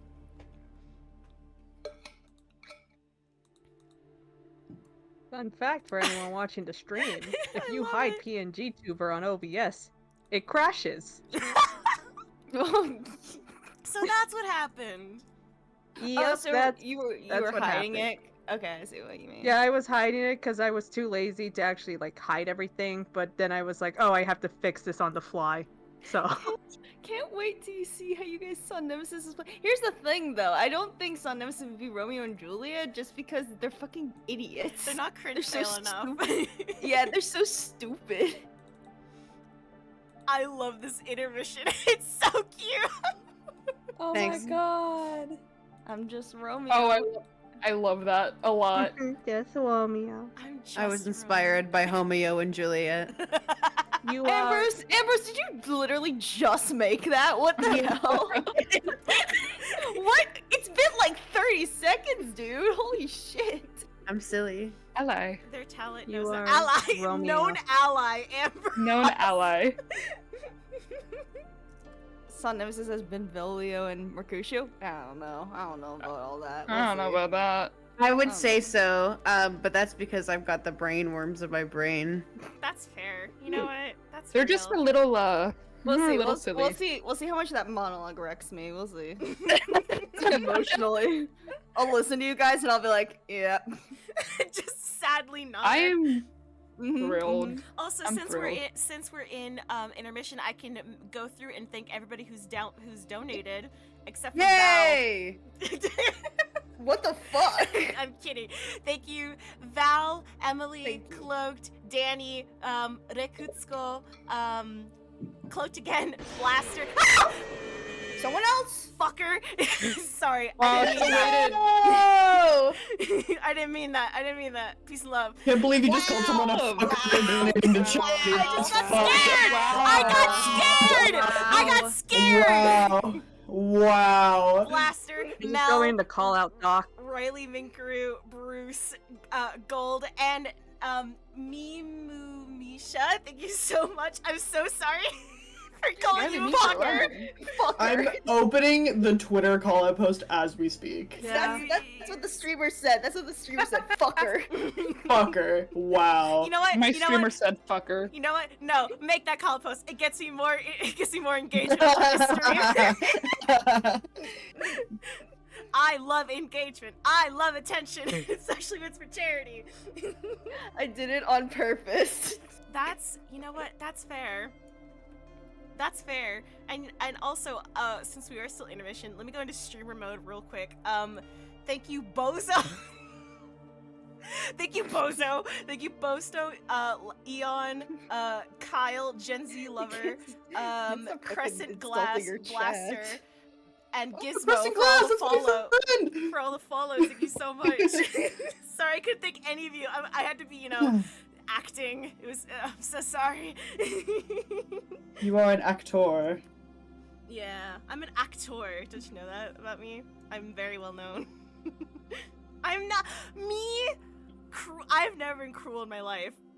Also, dude, I really do think I'm pretty sure that when we did intermission, when we did Hamlet, it was like 2 hours. I'm pretty sure. So this is shorter, 100%. I would say overall Romeo and Juliet is in fact shorter than Hamlet. Yeah, which is we're mostly because we're in insane this for mostly doing Hamlet first. mostly because in this show we don't have Hamlet yapping for like I was 6 about to say, pages. it sure feels way shorter to me. Less sure it yapping. does. I wonder I'm why. sure it does.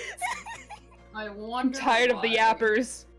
What is bro yapping about? Who Hey, knows? haven't you been yapping this entire time? Yeah. In every scene you're in? What are you talking about? You're the yapper. You're yapping. I'm the yapper. I'm tired of the yappers. No more yappers. As someone who's yapped, I understand the one to stop yapping. When will it be my turn to yap?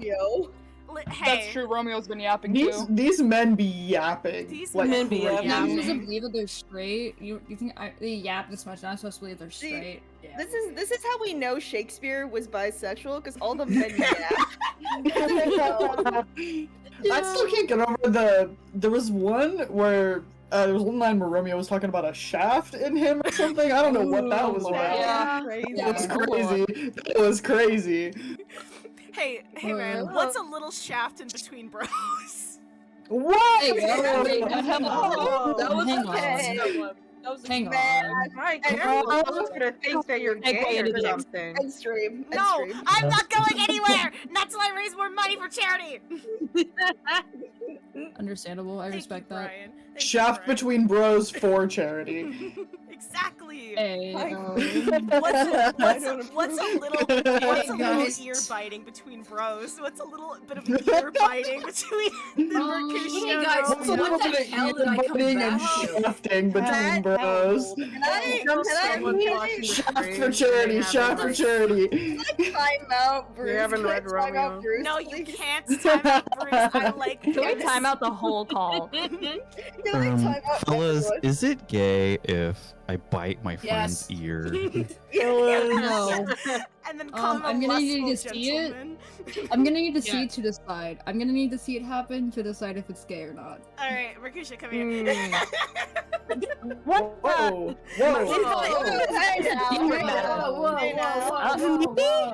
Guys, 1 minute. In front of me? 1 minute. Thank you, one. Thank you, one. If you haven't, Fucking shout if you out haven't to used the Mel. bathroom, speak now or forever hold your piss. Like shout Hey, out to yo. Mel, because Mel has been keeping track Alright. of this. Places, thank you, places, thank you, places. All right, Thank you, everybody. places. Thank you. Thank you for coming to our intermission. Please donate if you can. Remember, the big thing is every $25 is the FNAF jump scare, which does in fact scare me because I'm a little baby. And now, sorry, music just changed something on the screen. I got scared. Anyway, we continue with the show. Where did it go? There it is. Oh fuck! Hold on.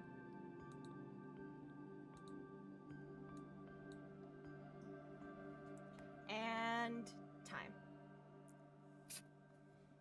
Act 3, Scene 1. A public place. Enter Mercutio, Benvolio, page, and servants. I pray thee, good Mercutio, let's retire. If the day is hot, the Capulets abroad, and if we meet, we shall not scrape a brawl. For now, these hot days, is the mad blood stirring.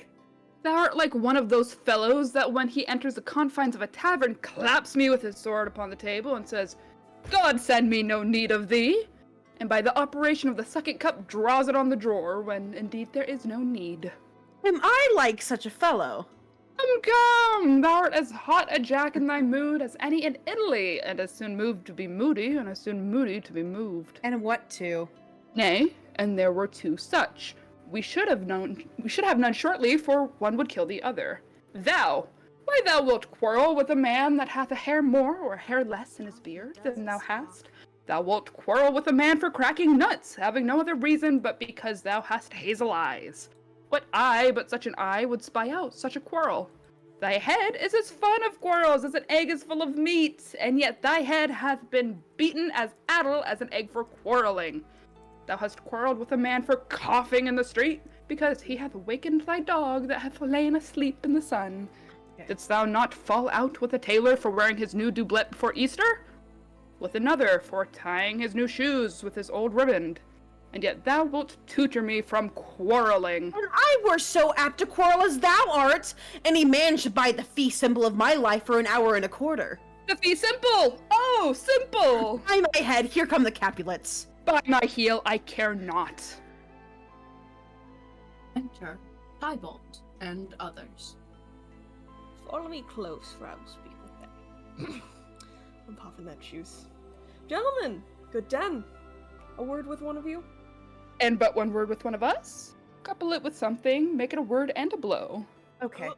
You shall find me apt enough to do that, sir. And you will give me occasion. Could you not take some occasion without giving? Mercutio, thou consortest with Romeo. Consort! What does thou make us, minstrels? And thou make minstrels of us? Look to hear nothing but discords. Here's my fiddlestick. Here's that shall make you dance. Zounds, consort! We talk here in the public haunt of men. Either withdraw unto some private place and reason coldly of your grievances, or else depart. Here all eyes gaze on us. Men's eyes were made to look, and let them gaze. I will not budge for no man's pleasure, I know. Enter Romeo. Well, peace be with you, sir. Here comes my man. But I'll be hanged, sir, if you wear your livery. Marry, go before to field, he'll be your follower. Your worship in that sense may call him man. Romeo, the hate I bear thee can afford no better term than this. Thou art a bitch. Tybalt! The reason that I have to love thee doth much excuse the appertaining rage to such a greeting. Villain am I none, bitch I definitely am none, therefore farewell, I see thou knowst me not, meanie. Boy, this shall not excuse the injuries that thou hast done to me. Therefore turn and draw. I do protest, I never injured thee, but love thee better than thou canst devise, wink, till thou shalt know the reason of my love, and so good Capulet, which name I tender as dearly as my own, be satisfied. Oh, calm, dishonorable, vile submission! Alistocata carries it away. He draws his sword. Tybalt, you rat catcher, will you walk? What wouldst thou have with me? Good king of cats, nothing but one of your 9 lives. That I mean to make bold withal, and as you shall use me hereafter, dry beat the rest of the 8. Will you pluck your sword out of his pitcher by the ears? Make haste, lest mine be about your ears ere it be out. I am for you. He draws his sword. Gentle Mercutio, put thy rapier up. Come, sir, your prasada. They fight. Oh God, draw, Benvolio, beat down their weapons. Gentlemen, for shame, forbear this outrage. Tybalt Mercutio, the prince expressly hath forbidden banting in Verona streets. Halt, Tybalt, good Mercutio! Tybalt, under Romeo's arm, stabs Mercutio and flies with his followers. Oh shit. I am hurt. A plague of both your houses, I am sped. Is he gone and hath nothing? Oh, what? Art thou hurt? Aye, a scratch. Marry, 'tis enough. Where's my page? Go, villain, fetch a surgeon. Exit page. Courage, man. The hurt cannot be much. No, 'tis not so deep as a well, nor so wide as a church door, but 'tis enough. 'Twill serve. Ask for me tomorrow, and you shall find me a grave man. I am peppered. I warrant for this world. Plague of both your houses. Zounds, a dog, a rat, a mouse, a cat, to scratch a man to death. A braggart, a rogue, a villain that fights by the book of arithmetic. Why the devil came you between us? I was hurt under your arm. I thought all for the best. Put me into some house, Benvolio, or I shall faint. A plague of both your houses! They have made worms meat of me, I have it, and soundly too your houses. Exeunt Mercutio and Benvolio. This gentleman, the prince's near ally, my very friend, hath got his mortal hurt in my behalf. My reputation stained with Tybalt's slander. Tybalt, that an hour hath been my kinsman. Oh, sweet Juliet, thy beauty hath made me effeminate, and in my temper softened valor's steel. Re-enter Benvolio. Oh, Romeo. Romeo, brave Mercutio is dead. Fuck! That gallant spirit hath aspired the clouds, which too untimely here did scorn the earth. Oh, this day's black fate on more days doth depend. This but begins the woe, others must end. Here comes the furious Tybalt back again. Alive in triumph, and Mercutio slain, away to heaven, respective lenity, and fire-eyed fury be my conduct now!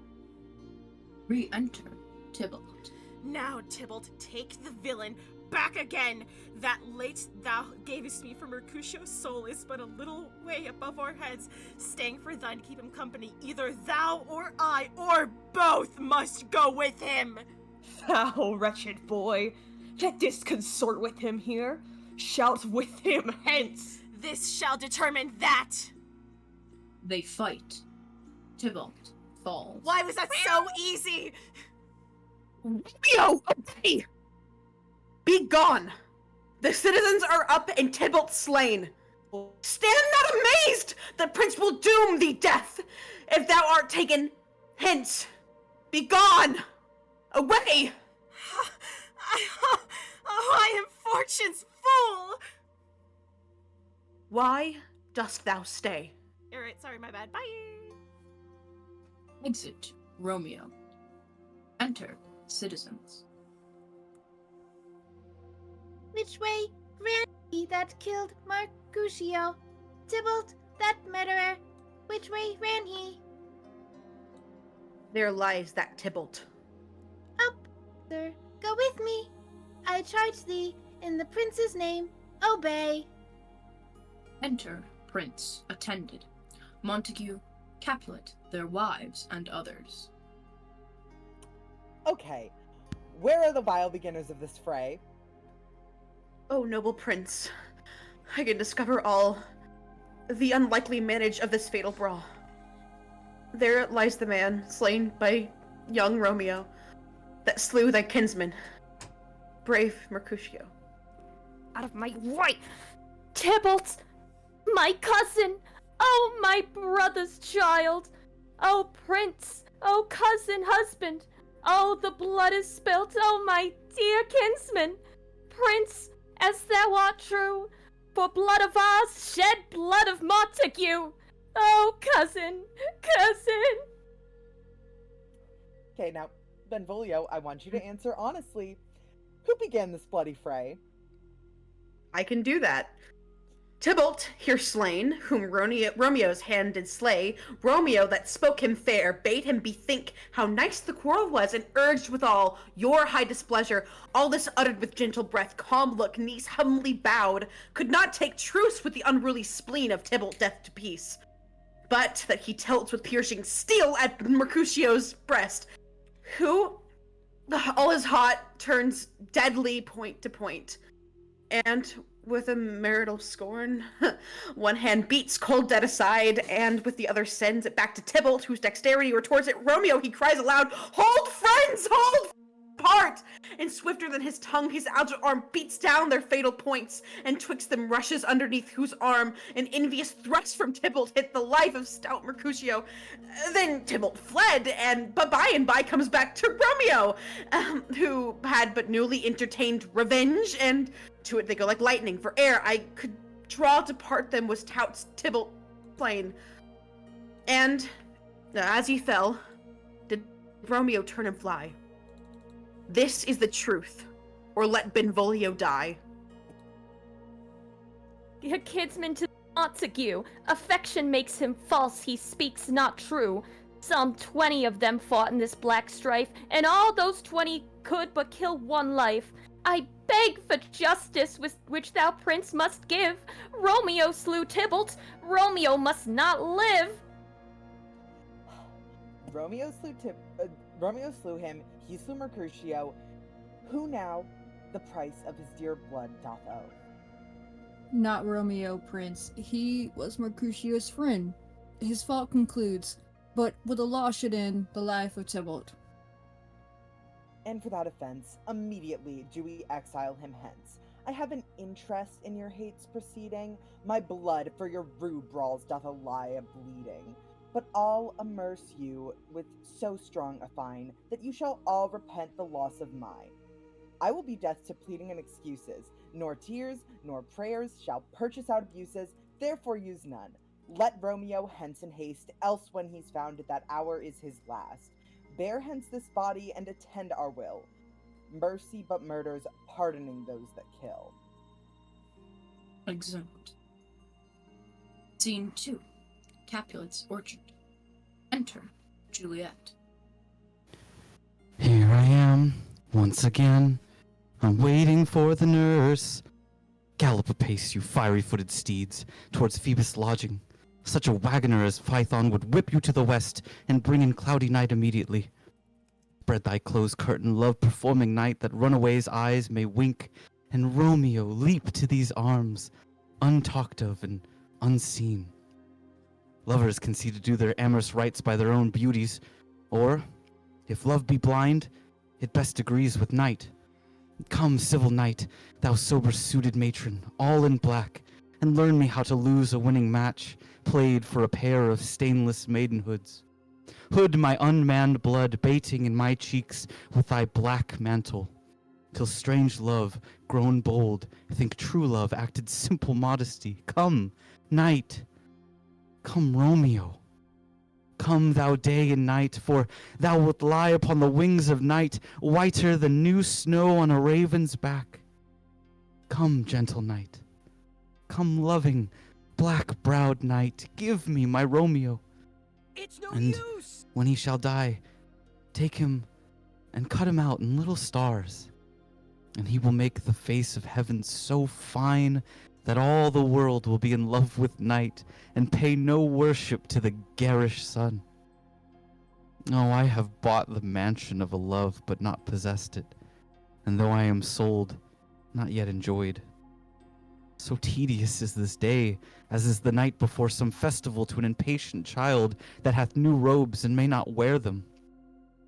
Oh, here comes my nurse, and she brings news, and every tongue that speaks but Romeo's name speaks heavenly eloquence. Enter nurse with cords. Now, nurse, what news? What hast thou there? The cords that Romeo bid thee fetch? Aye, the cords. Yeah. Throws them down. Aye, what news? Why dost thou wring thy hands? Well, a day, he's dead. He's dead. We are undone, Wadey. We are undone. Oh, whack the day. He's gone. He's killed. He's dead. Can heaven be so envious? Romeo can, though heaven cannot. Oh, Romeo, who would ever have thought it? Romeo. What devil art thou that dost torment me thus? This torture should be roared in dismal hell. Hath Romeo slain himself? Say thou but I, and that bare vow I shall poison more than the death-darting eye of cockatrice. I am not I, if there be such an eye, or those eyes shut that make thee answer I. If he be slain, say I, or if not, no, brief sounds determine of my weal or woe. Saw with mine eyes, God save the monk. He on his manly breast, a piteous course, a bloody piteous course, pale as ashes, all bedaubed in blood, all in gore blood. I swounded at the sight. Oh, break my poor heart. Poor bankrupt, break it once. To prison eyes never look on liberty. Vile earth to earth resigned, end motion here, and thou and Romeo press one heavy bier. Oh, Tybalt, when I had, oh courteous Tybalt, honest gentleman, that ever I should live to see thee dead. Excuse me? What storm is this that blows so contrary? Is Romeo slaughtered? And is Tybalt dead? My dear loved cousin and my dearer lord? Then dreadful trumpet sound the just doom, for who is living if those two are gone? Tybalt is gone, and Romeo banished. Romeo that killed him. He is banished. Oh God! Did Romeo's hand shed Tybalt's blood? It did. Alas the day, it did. Oh, serpent heart! Hid with a flowering face. Did ever dragon keep so fair cave? Beautiful tyrant, fiend angelical, dove-feathered raven, wolvish ravening lamb, despised substance of divinest show, just opposite to what thou justly seemst, a damned saint, an honorable villain.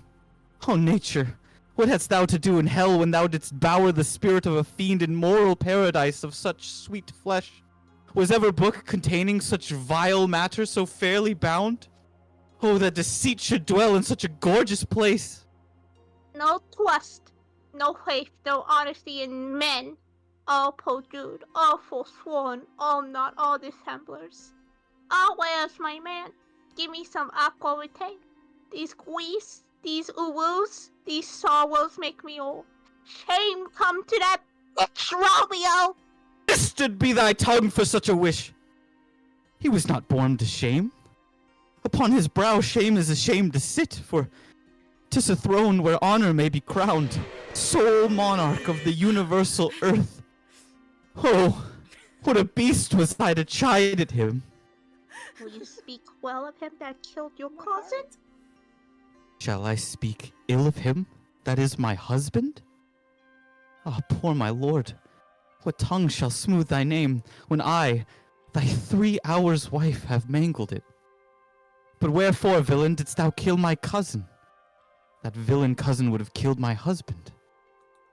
Back, foolish tears, back to your native spring. Your tributary drops belong to woe, which you, mistaking, offer up to joy. My husband lives, that Tybalt would have slain. And Tybalt's dead, that would have slain my husband. All this is comfort. Wherefore weep I then? Some word there was, worser than Tybalt's death that murdered me. I would forget it fain. But oh, it presses to my memory like damned guilty deeds to sinners' minds. Tybalt is dead and Romeo banished. That banished, that one word, banished, has slain 10,000 Tybalts. Tybalt's death was woe enough if it had ended there. Or if sour woe delights in fellowship, and needly will be ranked with other griefs, why followed not when she said, Tybalt's dead? Thy father, or thy mother? Nay, or both. Which modern lamentations might have moved. But with a rearward following Tybalt's death, Romeo is banished. To speak that word is father, mother, Tybalt, Romeo, Juliet, all slain, all dead. Romeo is banished. There is no end, no limit, measure, bound in that word's death. No words can that woe sound. Where is my father and my mother, nurse? Weeping and wailing over Tybalt's corpse. Will you go to them? I will bring you thither. Wash they his wounds with tears. Mine shall be spent when theirs are dry for Romeo's banishment. Take up those cords. Poor ropes, you are beguiled, both you and I, for Romeo is exiled. He made you for a highway to my bed, but I, a maid, die maiden-windowed. Come, cords, come, nurse, I'll to my wedding bed, and death, not Romeo, take my maidenhead. Right to your chamber, I'll find Romeo to comfort you. I won't where he is. Hawkeye, your Romeo will be here at night. Out to him, he is hid at Lawrence's cell. Oh, find him! Give this ring to my true knight, and bid him come to take his last farewell. Exeunt. Scene 3. Friar Lawrence's cell. Enter Friar Lawrence. Romeo, come forth, thou fearful man. Affliction is enamored of thy parts, and thou art wedded to calamity. Enter Romeo. Father, I fucked up. Oh, what is the prince's doom? What sorrow craves acquaintance at my hand that I yet know not? Oh, too familiar. Is my dear son with such sour company? I bring thee tidings of the prince's doom. What less than doomsday's the prince's doom?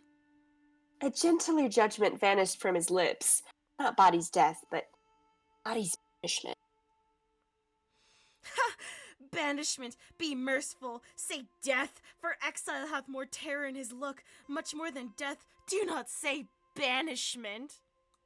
Hence from Verona art thou banished. Be patient, for the world is broad and wide. I'm just 16. I can't go anywhere. There is no world without Verona's walls, but purgatory, torture, hell itself. Hence, banished is banished from the world, and world's exile is death, then banished. Is death mistermed, calling death banishment? Thou cuts my head off with a golden axe and smilest upon the stroke that murders me. Oh, that's not. Oh, deadly sin! Oh, rude unthankfulness! Thy fault, our law, calls death, but the kind prince, taking thy part, hath rushed aside thy law, and turned that black word death to banishment. This is your mercy, and thou seest it not. While I fix this screen, I'm gonna change the screens real quick. Anyway, 'tis torture, not mercy. Heaven is here. There we go. I fixed it. Fuck. Hold on. Father, everything went dark. It's okay, I'm back now. Where Juliet That's okay. lives, See the lights. See and the light. every cat and dog and little mouse, every unworthy thing, live here in heaven. They may look on her, but Romeo may not. More validity, more honorable state, more courtship lives and carrion flies than Romeo. They may seize on the white wonder of dear Juliet's hands. Don't cry, dry the tears. Might have blessings from her lips, and even in pure and vestal modesty still blush. The demons are still yelling at me, as thinking their own kiss is sin, but Romeo may not. He is banished. Flies may do this, but I from this must fly. They are free men, but I am banished. And sayest thou yet that exile is not death? Hast thou no poison mix, no sharp ground knife, no sudden mean of death? Though ne'er so mean, but banished to kill me. Banished! Oh, friar, the damned use that word in hell. Whole howlings attendant, and how hast thou the heart? Being a divine, a ghostly confessor, a sin absolver, and my friend professed to mangle me with that word. Banished! Thou found mad man, hear me, but speak a word. Oh, thou wilt speak again of banishment! I'll give thee armor to keep off that word, adversity's sweet milk philosophy to comfort thee, though thou art banished. Yet banished, hang up philosophy, unless philosophy can make a Juliet to splinter down, reverse a prince's doom. It helps not, it prevails not, talk no more. Oh, then I see that madmen have no ears. How should they when that wise man have no eyes? Let me dispute with thee of thy estate. Thou canst not speak of that thou dost not feel. Wert thou as young as I, Juliet thy love, an hour but married, Tybalt murdered, doting like me and like me banished, then mightest thou speak, then mightest thou tear thy hair and fall upon the ground as I do now, taking the measure of an grave. There's a knocking from within. Arise! Get up! No! One knocks, good Romeo. Hide thyself! Not I, unless the breath of hearts that groans, mist-like, enfolds me from the search of eyes. The knocking continues. Hark, how they knock! Who's there? Oh my god, Romeo, get up! I will be taken! Stay a while, stand up! More knocking. Run to my study by and by, God's will! What simpleness is this? Come, I come! The knocking keeps going. Oh my god, who's knocking so hard? Whence come you? What's your will? While we come in, you shall know my errand. I come for Lady Juliet. Good. Welcome then. Enter nurse. Oh, holy friar. Oh, woe. Tell me, oh holy friar. Where's my lady's ward? Where's Romeo? It's right there on the ground. With his own tears made him drunk. Oh my god. Jesus Christ, he looks so pathetic. He is. He is even in my mistress's case, just in her case. Oh, woeful sympathy. Piteous predicament, even so wise she, blubbering and weeping and weeping and blubbering. Stand up! Stand up! Stand! And you shall be a man. For Juliet's sake, for her sake, rise and stand. Why should you fall into the deep and uwu? What? Nurse! Hush. Well, that's the end of all. Speakest thou of Juliet? How is it with her? Does she not think me an old murderer? Now I have stained the childhood of our joy with blood removed but little from her own. Where is she, and how doth she, and what says my concealed lady to our cancelled love? Aren't you a piece of work? Well, she says nothing, sir, but weeps and now falls on her bed and then starts up. It's really annoying. And Dibble calls, and then Romeo cries, and then down falls again. As if that name shot from the deadly level of a gun did murder her. As that name's cursed hand murdered her kinsman. Oh, tell me, friar, tell me, in what vile part of this anatomy doth my name lodge? Tell me that I may sack the hateful mansion. He draws his sword. Jesus Christ. Hold thy desperate hand. Art thou a man? Thy form cries out thou art. Thy tears are womanish. Thy wild acts denote the unreasonable fury of a beast. Unseemly woman in a seeming man, or ill-beseeming beast in seeming both. Thou hast amazed me. By my holy order, I thought thy disposition better tempered. Hast thou slain Tybalt? Will thou slay thyself? And stay thy lady too that lives in thee, by doing damned hate upon thyself. Why willst thou on thy birth in heaven and earth? Since birth and heaven and earth all three do meet in thee at once, which thou at once would lose. Fie, thou shamest thy shape, thy love, thy wit, which like an usurer aboundest in all, and usest none that in true use indeed, which should bedeck thy shape, thy love, thy wit. Thy noble shape is but a form of wax, digressing from the valor of a man. Thy dear love sworn, but hollow perjury, killing that love which thou hast vowed to cherish. Thy wit, thy ornament to shape and love, misshapen in the conduct of them both, like a powder in a skitless soldier's flask, is set afire by thine own ignorance, and thou dismembered with thine own defense. What? Rouse thee, man! Thy Juliet is alive, whose dear sake thou wast but lately dead. There art thou happy. Tybalt would kill thee, but thou slewest Tybalt. There art thou happy too. The law threatened death becomes thy friend and turns it to exile. There art thou happy. A pack of blessings lights upon thy back. Happiness courts thee in her best array, but like a misbehaved and sullen wench, thou pout'st upon thy fortune and thy love. Take heed, for such die miserable. Go, get thee to thy love, as was decreed. Ascend her chamber, hence and comfort her.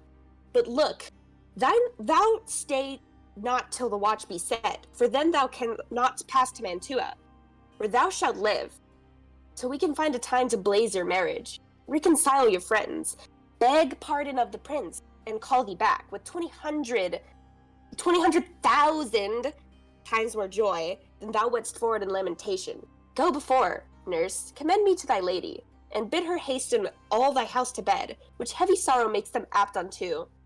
Romeo is coming. I'm what? What? Coming? Oh, what? I could have stayed here all the night to hear good counsel. Oh, what it is. My word, I'll tell my lady you will come. I'm what? I mean, I guess I do so and bid my sweet prepared chide. Here, sir, a wink she bid me give you, sir. You make haste for it grows very late. Exit. Oh, well, how all my comfort is revived by this. God, go hence. Good night, and here stands all of your state. Either be gone before the watch be set, or by the break of day disguised for hence. Sojourn in Mantua. I'll find out your man, and he shall signify from time to time. Every good hap to you that chances here. Give me thy hand. 'Tis late. Farewell. Good night! Good night! But what a joy past joy calls out to me. I'm good now, if it were grief so brief to part with thee. Farewell! Exeunt. Scene 4. A room in Capulet's house. Enter Lady Capulet, and Paris. Things have fallen out, sir, so unluckily that we have no time to move our daughter. Look you, she loved her kinsman Tybalt dearly, and so did I. Well, we were born to die. 'Tis very late. She'll not come down tonight, I promise you. But, for your company, I would have been abed an hour ago. These times of woe afford no time to woo. Madam, good night, commend me to your daughter. I'm Lady Capulet, don't worry about this. Totally the same person since the beginning. But I will, and know her mind early tomorrow. Tonight she's mute up to her heaviness. Sir Paris, I will make a desperate tender of my child's love. I think she will be ruled in all respects by me. Nay, more, I doubt it not. Wife, go you to her ere you go to bed. Acquaint her here of my son Paris's love, and bid her mark you me on Wednesday next. But soft, what day is this? Monday, my lord. Monday, haha. Well, Wednesday is too soon. Oh, Thursday let it be. Oh, Thursday, tell her she shall be married to this noble earl. Will you be ready? Do you like this haste? We'll keep no great ado, a friend or two. For hark you, Tybalt being slain so late, and maybe thought we held him carelessly, being our kingsman if we revelled much. Therefore we'll have some half a dozen friends, and there is an end. But what say you to Thursday? My lord, I would that Thursday were tomorrow. Well, get you gone, oh Thursday be it. Then go you to Juliet ere you go to bed. Prepare her, wife, against this wedding day. Farewell, my lord. Light to my chamber, ho, afore me. It is so very, very late, that we may call it early by and by. Good night. Exeunt. Scene 5, Capulet's Orchard. Enter Romeo and Juliet above, at the window. Wilt thou be gone? It is not yet near day. It was the nightingale and not the lark that pierced the fearful hollow of thine ear. Nightly she sings on yon pomegranate tree. Believe me, love, it was the nightingale. It was the lark, the herald of the morn, no nightingale. Look, love, what envious streaks do lace the sovereign clouds in yonder east. Night's candles are burnt out, and jocund day stands tiptoe on the misty mountain tops. There's an airplane. Those are invented now. I must be gone and live, or stay and die. My God, that's a large bird. Yon light is not daylight, I know it, aye. It is some meteor that the sun exhales, to be to thee this night a torch-bearer, and light thee on thy way to Mantua. Therefore, stay yet. Thou needst not to be gone. Let me be taken. Let me be put to death. I am content, so thou wilt have it so. I'll say yon grey is not the morning's eye, 'tis but the pale reflex of Cynthia's brow, nor that is not the lark whose notes do beat the vaulty heaven so high above our heads. I have more care to stay than will to go. Come, death, and welcome. Juliet wills it so. How's it, my soul? Let's talk. It is not day. Uh-oh, it is. Hie hence, be gone, away! It is the lark that sings so out of tune, straining harsh discords and unpleasing sharps. Some say the lark makes sweet division. This doth not so, for she divideth us. Some say the lark and loathed toad change eyes. Oh, now I would they had changed voices, too. Since arm from arm that voice doth us affray, hunting thee hence with hunts up to the day. Oh, now be gone. More light and light it grows. More light and light, more dark and dark our woes.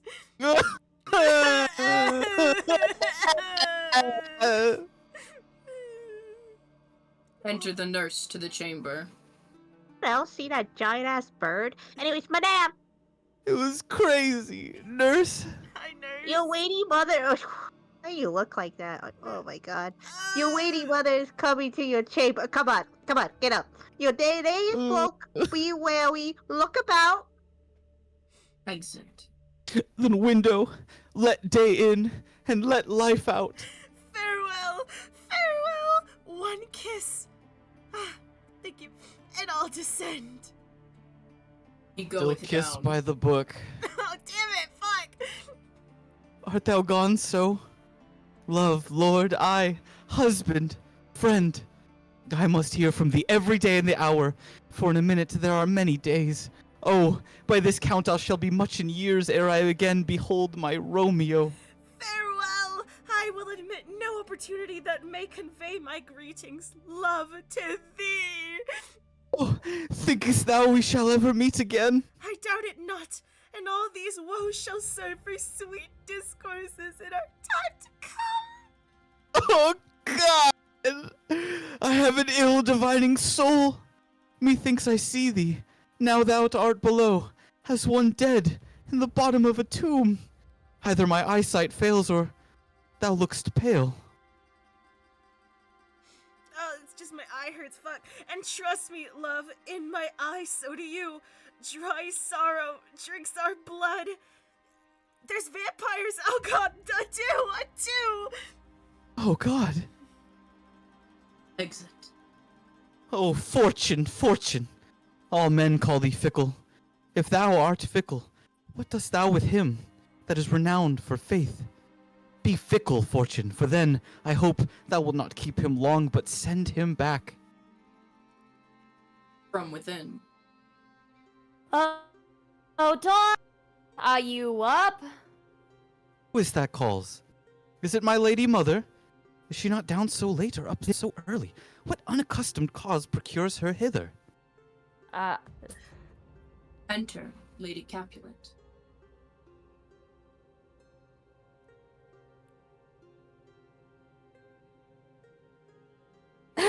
God, that was weird. And anyway, why, how now, Juliet? Dang big bird in the sky keeps taking people's now? voices, mother. Juliet. Oh, Madam, I am not I well. see.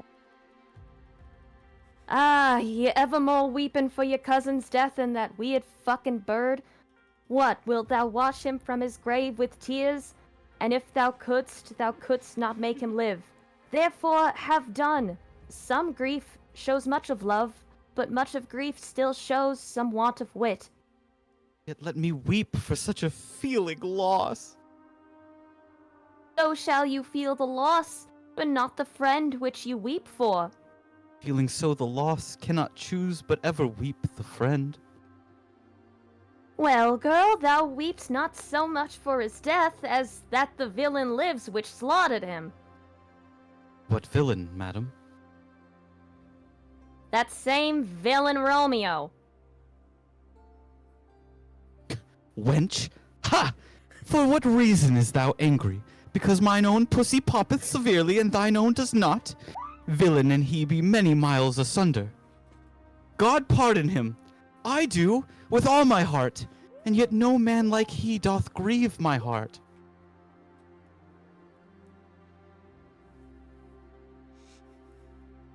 Because the traitor, murderer, and bitch lives. I, madam, from the reach of these my hands, would none but I might venge my cousin's death.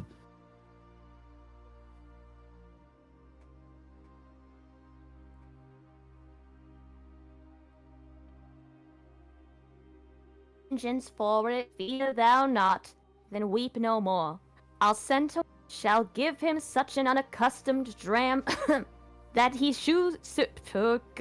that he shall soon keep Tybalt company, and then I hope that thou wilt be satisfied. Indeed, I never shall be satisfied with Romeo till I behold him dead. Is my poor heart for a kinsman vexed? Madam, if you could find out but a man to bear a poison, I would temper it, that Romeo should, upon receipt thereof, soon sleep in quiet. Oh, how my heart abhors to hear him named, and cannot come to him, to wreak the love I bore my cousin upon his body that slaughtered him. Find thou the means, and I'll find such a man. But now I'll tell thee joyful tidings, girl. And joy comes well in such a needy time. What are they? I beseech your ladyship. Well, thou hast a careful father, child, one who, to put thee from thy heaviness, hath sorted out a sudden day of joy, that thou expect'st not, nor I looked not for. Madam, in happy time, What day is that? Monday? Not quite. Marry, my child, early next Thursday morn. The gallant, not young, and somewhat noble gentleman, the County Paris, at St. Peter's Church, shall happily make thee there a joyful bride, maybe. Now, by St. Peter's Church and Peter too, he shall not make me there a joyful bride. I wonder at this haste, that I must wed ere he that should be husband comes to woo. I pray you, tell my lord and father, madam, I will not marry yet. And when I do, I swear it shall be Romeo, whom you know I hate, rather than Paris. These are news indeed. Oh boy, okay, well, here comes your father, tell him so yourself, and see how he will take it at your hands. Enter Capulet and the nurse. When the sun set, the air doth drizzle dew, and for the sunset of my brother's son, it rains downright. How now, a conduit girl? What still in tears, evermore showering? In one little body thou counterfeits a bark, a sea, a wind. For still thy eyes, which I may call the sea, do ebb and flow with tears. The bark thy body is, sailing in this salt flow. The winds thy sighs, who raging with thy tears, and thy with them, with a sudden calm will overset thy tempest-tossed body. How now, wife? Have you delivered to her our decree?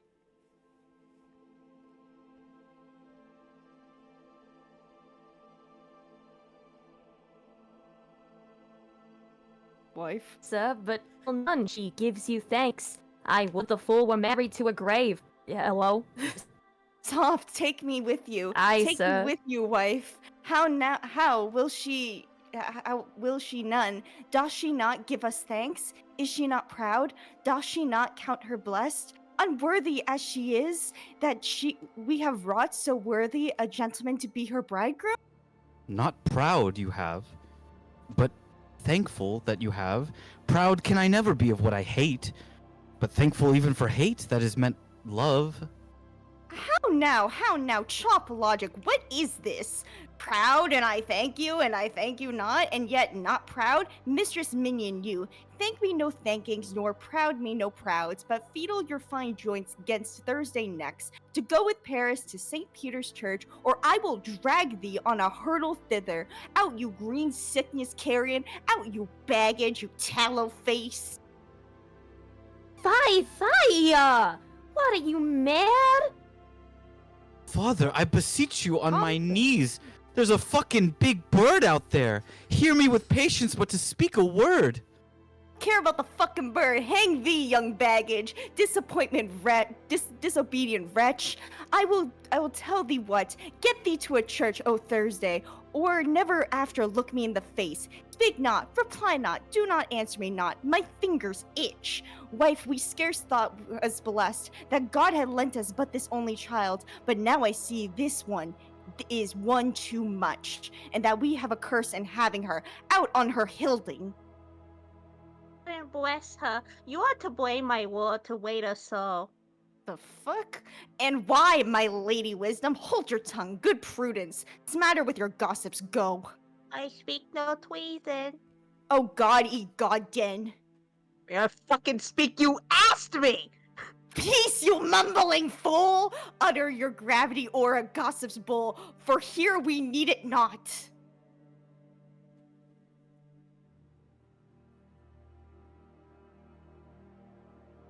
Fucking bullet, you're too hot. Thanks. God's bread, it makes me mad. Day, night, hour, tide, time, work, play, alone in company, still my care hath been to have her match, and having now provided a gentleman of noble parentage, of fair demness, youthful and nobly trained, stuffed, as they say, with honorable parts, portioned as one's thought would wish a man. Yep, and then to have a wretched pulling fool, a whining mammoth in her fortune's tender, to answer, I'll not wed, I cannot love, I am too young, I pray you pardon me, but as you will not wed, I'll pardon you. Graze where you shall not house with me. Look to think on't. I do not use to jest. Thursday is near. Lay hand on heart, advise, and you be mine. I'll give you to my friend, and you be not. Hang, beg, starve, die in the streets. For by my soul, I'll ne'er acknowledge thee, nor what is mine shall never do thee good. Trust to bethink you, I'll not be forsworn. Exit. There no pity sitting in the clouds that sees into the bottom of my grief? Oh, sweet my mother, cast me not away. Delay this marriage for a month, a week, or if you do not, make the bridal bed in that dim monument where Tybalt lies. Talk not to me, for I'll not speak a word. Do as thou wilt, for I have done with thee. Exit. Oh God! Oh nurse, how shall this be prevented? My husband is on earth, my faith in heaven. How shall that faith return again to earth unless that husband send it to me from heaven by leaving earth? Comfort me, counsel me, alack! Alack, that heaven should practice stratagems upon so soft a subject as myself. I'm just a little guy. What sayest thou? Hast thou not a word of joy? Some comfort, nurse. Thank you, it is. Romeo is banished in all the world to nothing. That he dares never come back to challenge you. Or if he do, it needs must be by stealth. Then since the case so stands now doth, I think it'll be best if you married with the county. Oh, well, I won't lie to you, he's a gentleman. Romeo's a dish-clout to him. An eagle, madame, have not so green, so quick, so fair an eye as Paris hath, I guess, bestrew my very heart. I think you are happy in the second match, for it excels your first. Or if it did not, your first is dead. As 'twere good as he, as living here, and you no use of him. Speakest thou from thy heart? Him or my soul too, or else beshrew them both. Amen. What? Well, thou hast comforted me marvelous much. Go in and tell my lady I am gone, having displeased my father, to Lawrence's cell, to make confession and to be absolved. Zoe, I will, and this is wisely done. Exit. Ancient damnation! O most wicked fiend! Is it more sin to wish me thus forsworn, or to dispraise my lord with that same tongue which she hath praised him with above compare so many thousand times? Go, counselor, thou and my bosom henceforth shall be twain. I'll to the friar to know his remedy. If all else fail, myself have power to die. Exit. Act 4. Scene 1. Friar Lawrence's cell. Enter Friar Lawrence and Paris. On Thursday, sir? The time is very short. My father Capulet will have it so, and I am nothing slow to lack his haste. You say you do not know the lady's mind, and even uneven is the course. I like it not. Immoderately she weeps for Tybalt's death, and therefore I talked little of love, for Venus smiles not in a house of tears. Now, sir, her father counts it dangerous that she doth give her sorrow so much sway, and in his wisdom hastes our marriage, to stop the inundation of her tears, which, too much minded by herself alone, may be put from her by society. Now do you know the reason of this haste? Aside. I would. I knew not why she slowed. Look, sir, here she comes, the lady towards my cell. Enter Juliet. Happily met, my lady and my wife. That may be, sir, when I may be a wife. That must be, love, on Thursday next. What must be shall be. That's a certain text. Come you to make confession to this father? To answer that, I should confess to you. Do not deny to him that you love me. I will confess to you that I love him. So will ye, I am sure that you love me. If I do so, it will be of more price, being spoke behind your back than to your face. Poor soul, thy face is much abused with tears. The tears have got small victory by that, for it was bad enough before their spite. Thou wrong'st it more than tears with that rapport. That is no slander, sir, which is a truth. And what I spake it to my face. Thy face is mine, and thou hast slandered it. It may be so, for it is not mine own. Are you at leisure, Holy Father, now, or shall I come to you at evening mass? My leisure serves me, pensive daughter, now. My lord, we must entreat the time alone. God's shield, I should disturb devotion. Juliet, on Thursday earlier will I rouse ye. Till then, adieu, and keep this holy kiss. Exit. Yeah, that's right. I love Jesus and the Bible. Oh, shut the door! And when thou hast done so, come weep with me. Past hope, past cure, past help. Thought he would never leave. Ah, Juliet, I already know thy grief. It strains me past the compass of my wits. I hear thou must, and nothing may prorogue it. On Thursday next, be married to this county. Tell me not, friar, that thou hearest of this, unless thou tell me how I may prevent it. If, in thy wisdom, thou canst give no help, do thou but call my resolution wise, and with this knife I'll help it presently. God joined my heart and Romeo's, thou our hands, and ere this hand, by thee to Romeo sealed, shall be the label to another deed, or my true heart with treacherous revolt turn to another, this shall slay them both. Therefore, out of thy long experienced time, give me some present counsel. Or, behold, twixt my extremes and me, this bloody knife shall play the umpire, arbitrating that which the commission of thy years and art could to no issue of true honor bring. Be not so long to speak. I long to die if what thou speakst speak not of remedy. Chill, girl. I do can't. spy a kind of hope, which craves as desperate as an execution, as that is desperate which would prevent it, if rather than to marry County Paris. Thou hast the strength of will to slay thyself, then it is likely thou will undertake a thing like death to chide away the shame, that copest with death himself to escape from it. And if thou darest, I'll give thee remedy.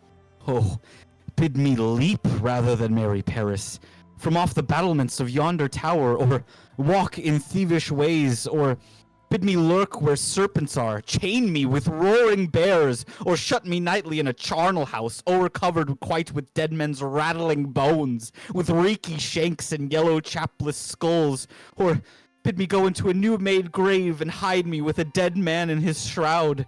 Things that, to hear them told, have made me tremble, and I will do it, without fear or doubt, to live an unstained wife to my sweet love. Hold then. Go home, be merry, give consent to marry Paris. Wednesday is tomorrow. Tomorrow night, look that thou lie alone. Let not thy nurse lie with thee in thy chamber. Take thou this vial, being then in bed, and this distilled liquor drink thou off. When presently through all thy veins shall run cold and drowsy humor, for no pulse shall keep his native progress, but surcease. No warmth, no breath shall testify thou livest. The roses in thy lips and cheeks shall fade, to paly ashes thy eyes' windows fall. Like death, when he shuts up the day of life, each part deprived of supple government shall, stiff and stark and cold, appear like death. And in this borrowed likeness of shrunk death, thou shalt continue 42 hours, and then awake from a pleasant sleep. Now when the bridegroom in the morning comes to rouse thee from thy bed, there art thou dead. Then, as the manner of our country is, in thy best robes uncovered on thy bier, thou shalt be borne to that same ancient vault where all the kindred of the Capulets lie. In the meantime, against thou shalt wake, shall Romeo by my letters know our drift, and hither shall he come, he and I. We'll watch thy waking, and that very night shall Romeo bear thee hence to Mantua. And this shall free thee from this present shame, if no inconsistent toy, no womanish fear, abate thy valor in the act. Give me, oh tell me not of fear. Hold, Get you gone, be strong and prosperous in this resolve. I'll send a friar with speed to Mantua with my letters to thy lord. Lord, give me strength, and strength shall help afford. Farewell, dear father.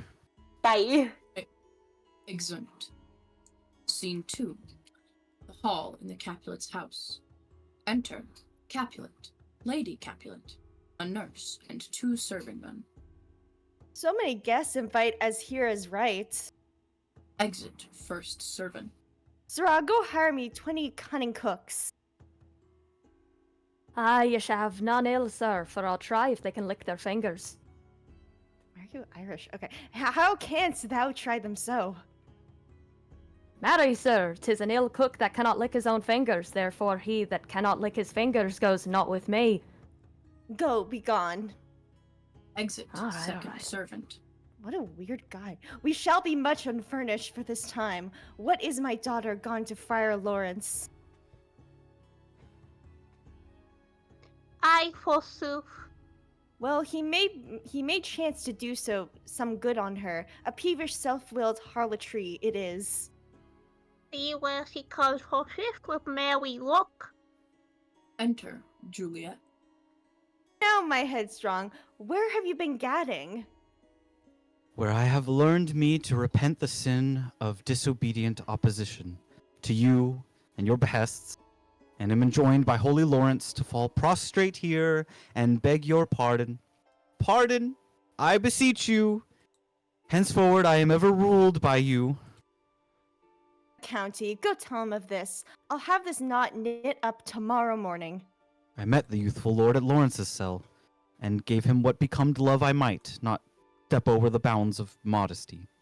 Why, I am glad on't. This is well. Stand up. This is as should be. Let me see the county. Ah, Mary, go, I say. Fetch him hither. Now, afore God, this reverend holy frere, our whole city is much bound to him. Nurse, will you go with me into my closet to help me sort such needful ornaments as you think fit to furnish me tomorrow? No, not till Thursday. There is time enough. Go, nurse, go with her. We'll to church tomorrow. Exeunt Juliet and nurse. We shall be short on our provision. 'Tis now near night.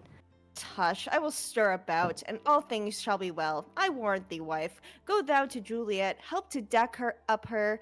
I'll not to bed tonight. Let me alone. I'll play the housewife for this once. What ho! They are all forth. Well, I will walk myself to County Pears to prepare him against tomorrow. My heart is wondrous light, since this same wayward girl is so reclaimed. Exeunt. Scene 3. Juliet's chamber. Enter Juliet and the nurse. Ay, those attires are best, but, gentle nurse, I pray thee, leave me to myself tonight, for I have need of many orisons to move the heavens to smile upon my state, which, well thou knowst, is cross and full of sin. Enter Lady Capulet. What, are you busy, Need you my help? No, madam, we have culled such necessaries as are behoveful for our state tomorrow, so please you, let me now be left alone, and let the nurse this night sit up with you, for I am sure you have your hands full all in this so sudden business. Yeah. Good night. Get thee to bed and rest, for thou hast need. Exeunt Lady Capulet and nurse. Farewell. God knows when we shall meet again. I have a faint, cold fear thrills through my veins that almost freezes up the heat of life. I'll call them back to comfort me. Nurse, what should she do here? My dismal scene I needs must act alone. Come, Vial. Oh, what if this mixture do not work at all? Shall I be married then tomorrow morning? No. This shall forbid it. Lie thou there. She lays down her dagger. What if it be a poison which the friar subtly hath ministered to have me dead, lest in this marriage he should be dishonored, because he married me before to Romeo? I fear it is, and yet methinks it should not, for he hath still been tried a holy man, How if, when I am laid into the tomb, I wake before the time that Romeo come to redeem me? There's a fearful point. Shall I not then be stifled in the vault, to whose foul mouth no healthsome air breathes in, and there die strangled ere my Romeo comes? Or if I live, is it not very like the horrible conceit of death and night, together with the terror of the place, as in a vault, an ancient receptacle, where for these many 100 years the bones of all my buried ancestors are packed, where bloody Tybalt, yet but green in earth, lies festering in his shroud, where, as they say at some hours in the night, spirits resort. Alack, alack, it is not like that. I, so early waking, what with loathsome smells and shrieks like mandrakes torn out of the earth, that living mortals, hearing them, run mad. Oh, if I wake, shall I not be distraught, environed with all these hideous fears, and madly play with my forefathers' joints, and pluck the mangled Tybalt from his shroud, and in this rage with some great kinsman's bone, as with a club, dash out my desperate brains? Oh! Look. Methinks I see my cousin's ghost seeking out Romeo, that did spit his body upon a rapier's point. Stay, Tybalt, stay, Romeo, I come. This do I drink to thee. Falls upon her bed, within the curtains. Scene 4. Hall in Capulet's house. Enter Lady Capulet and nurse.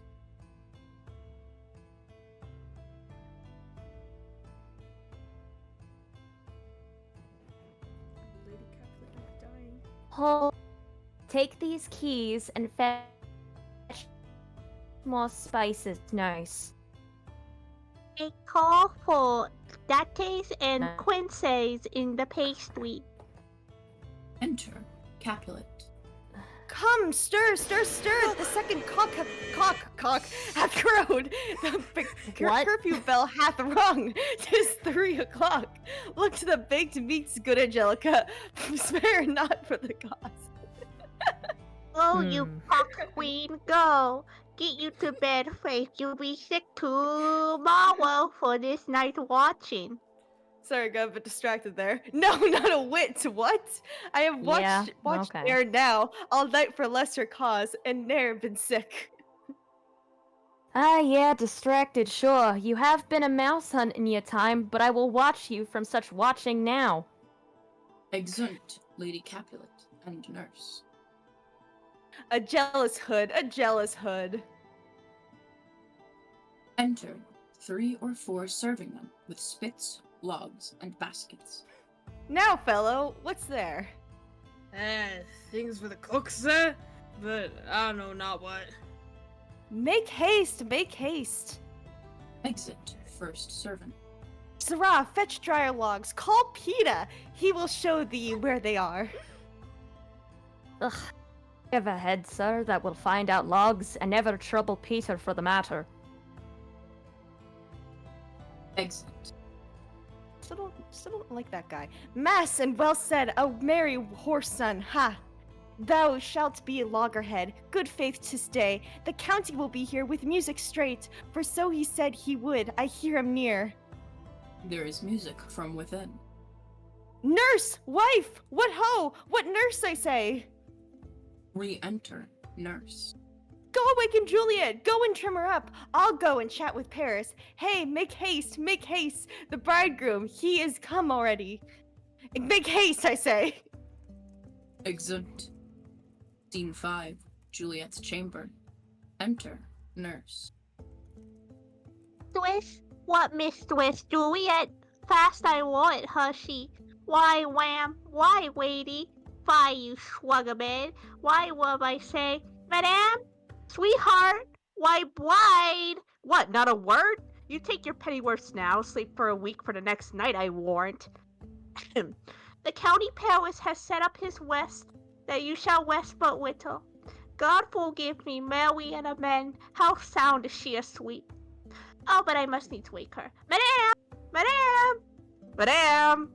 Hey, let the county take you in your bed, he'll fight you up, and faith will it not be? She undraws the curtains. But dressed in your clothes and down again? I must needs wake you. Waity! Waity? Waity? Alas! Alas! Help! Help! My Waity's dead! Oh, well, a day that I ever was born! Some aquavitae! Ho! My ward, my Waity! Enter Lady Capulet. Oh my god, what noise is here? Oh, lamentable day! What is the matter? Look! Look! Oh, heavy day! Oh. Oh me. Oh me! My child, my only life! Revive! Look up, or I will die with thee! Help! Help! Call help! Enter Capulet. For shame, bring Juliet forth. Her lord is come. He's dead! Deceased, she's dead! Alack the day! Alack the day! She's dead! She's dead! She's dead! Let me see her out. Alas, she's cold. Her blood is settled. Her joints are stiff. Life and these lips have long been separated. Death lies on her like an untimely frost upon the sweetest flower of all the field. Lamentable day!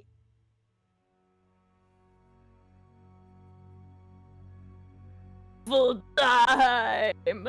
Death that had taken her hence to make me wail, ties up my tongue and will not let me speak. Enter Friar Lawrence and pairs with musicians. Come! Is the bride ready to go to church? Ready to go, but never to return. O son, the night before thy wedding day, hath death lain with thy wife. There she lies, flower as she was, deflowered by him. Death is my son-in-law. Death is my heir. My daughter he hath wedded. I will die and leave him all. Life living, all is death's.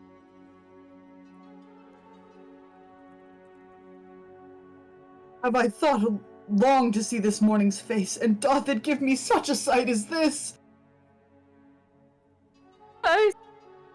Unhappy, wretched, hateful day, most miserable hour that ever time saw, in lasting labor of his pilgrimage, but one poor and loving child, but one thing to rejoice and solace in, and cruel death hath catched it from my sight. Woe! Oh, woeful day! Most lamentable day, most woeful day, that ever I did yet behold. Oh day, oh hateful day! Never was seen so black a day as this. Oh woeful day, Beguiled, divorced, wronged, spited, slain, most detestable death by these beguiled, by cruel thee quite overthrown, O love, O life, not life, but love in death! Distressed, martyred, killed, uncomfortable time, why camest thou now to murder our solemnity? Oh child, my soul, and not my child, dead art thou, alack, my child is dead, and with my child my joys are buried. Peace! Oh, for shame! Confusion's cure lives not in these confusions. Heaven and yourself had part in this fair maid, now heaven hath all, and all the better it is for the maid. Your part in her you could not keep in death, but heaven keeps this part in eternal life. The most you sought was her promotion, for 'twas your heaven she should be advanced. And weep ye now, seeing she is advanced above the clouds as high as heaven itself.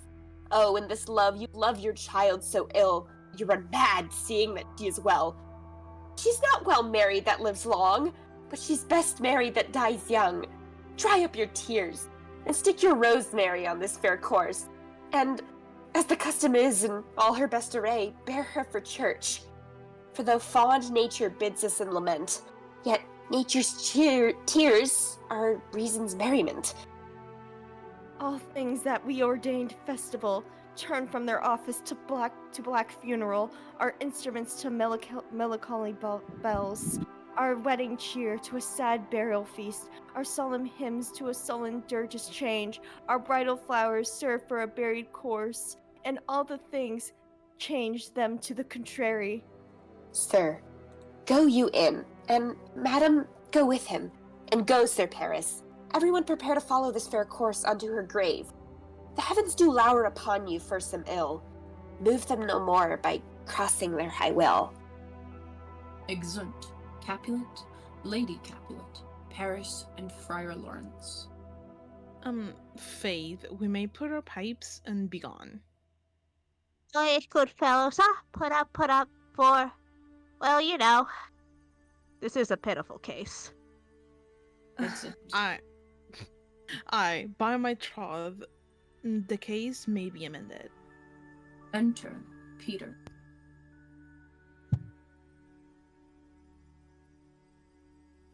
Musicians. Oh, musicians. Heart's ease, heart's ease. Oh, and you will have me live. Play heart's ease. Why heart's ease? Oh, musicians, because my heart itself plays. My heart is full of woe. Oh, play me some merry dump to comfort me. Not a dumpweed, 'tis not the time to play now. You will not then? Now.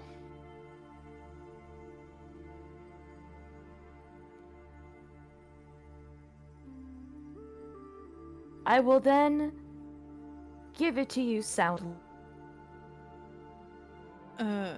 And what will you give us?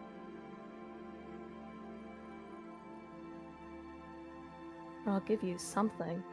No money, on my faith, but the Gleek. I will give you the minstrel. Then I will give you the servant creature. Well, then will I lay the serving creature's dagger on your pate. I will carry no crotchets. I'll ree you, I'll fa you. Do you note me? And you ree us and fa us, you note us.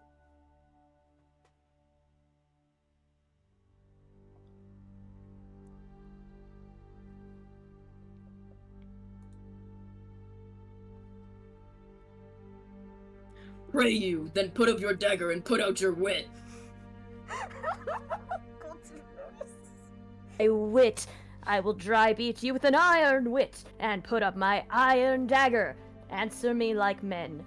When griping grief the hearth doth wound, and doleful dumps the mind oppress, then music with her silver sound. Why silver sound? Why music with her silver sound? What say you, Simon Catling? Marry sir, because silver had sweet sound.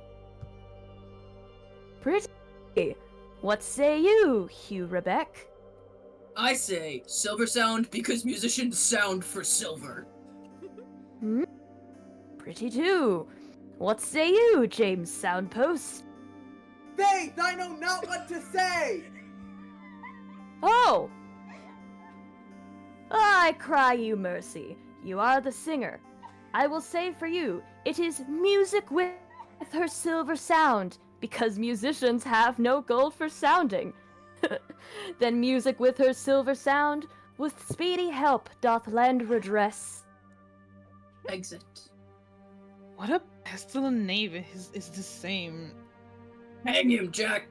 Come, we'll in here, tarry for the mourners, and stay for dinner. Exit. Act 5. Scene 1. Montua. A street. Enter Romeo. If I may trust the flattering truth of sleep, my dreams presage some joyful news at hand. My bosom's lord sits lightly in his throne, and all this day an unaccustomed spirit lifts me above the ground with cheerful thoughts. I dreamt my lady came and found me dead. Strange dream that gives a dead man leave to think. a breathed such life with kisses in my lips that I revived, and was an emperor. Ah me, how sweet is love itself possessed, when but loved shadows are so rich in joy. Enter Balthazar, booted. News from Verona! How now, Balthazar? I'm having a stroke. Dost thou not bring me letters from the friar? It's been a really long days? I don't know how long I've been here. How doth my lady? Is my father well? Fuck that guy. How fares my Juliet? That I guess again, for nothing can be ill if she be well. Then she is well, and nothing can be ill. Her body sleeps in Capel's monument, and her immortal part with angels lives. I saw her laid low in her kindred vault, and presently took post to tell it you.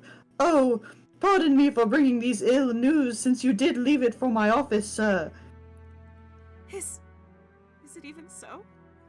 Then I defy you, stars! Thou Jesus knowst Christ. my lot! Shut up! Get me ink and paper and hire post horses. I will hence tonight!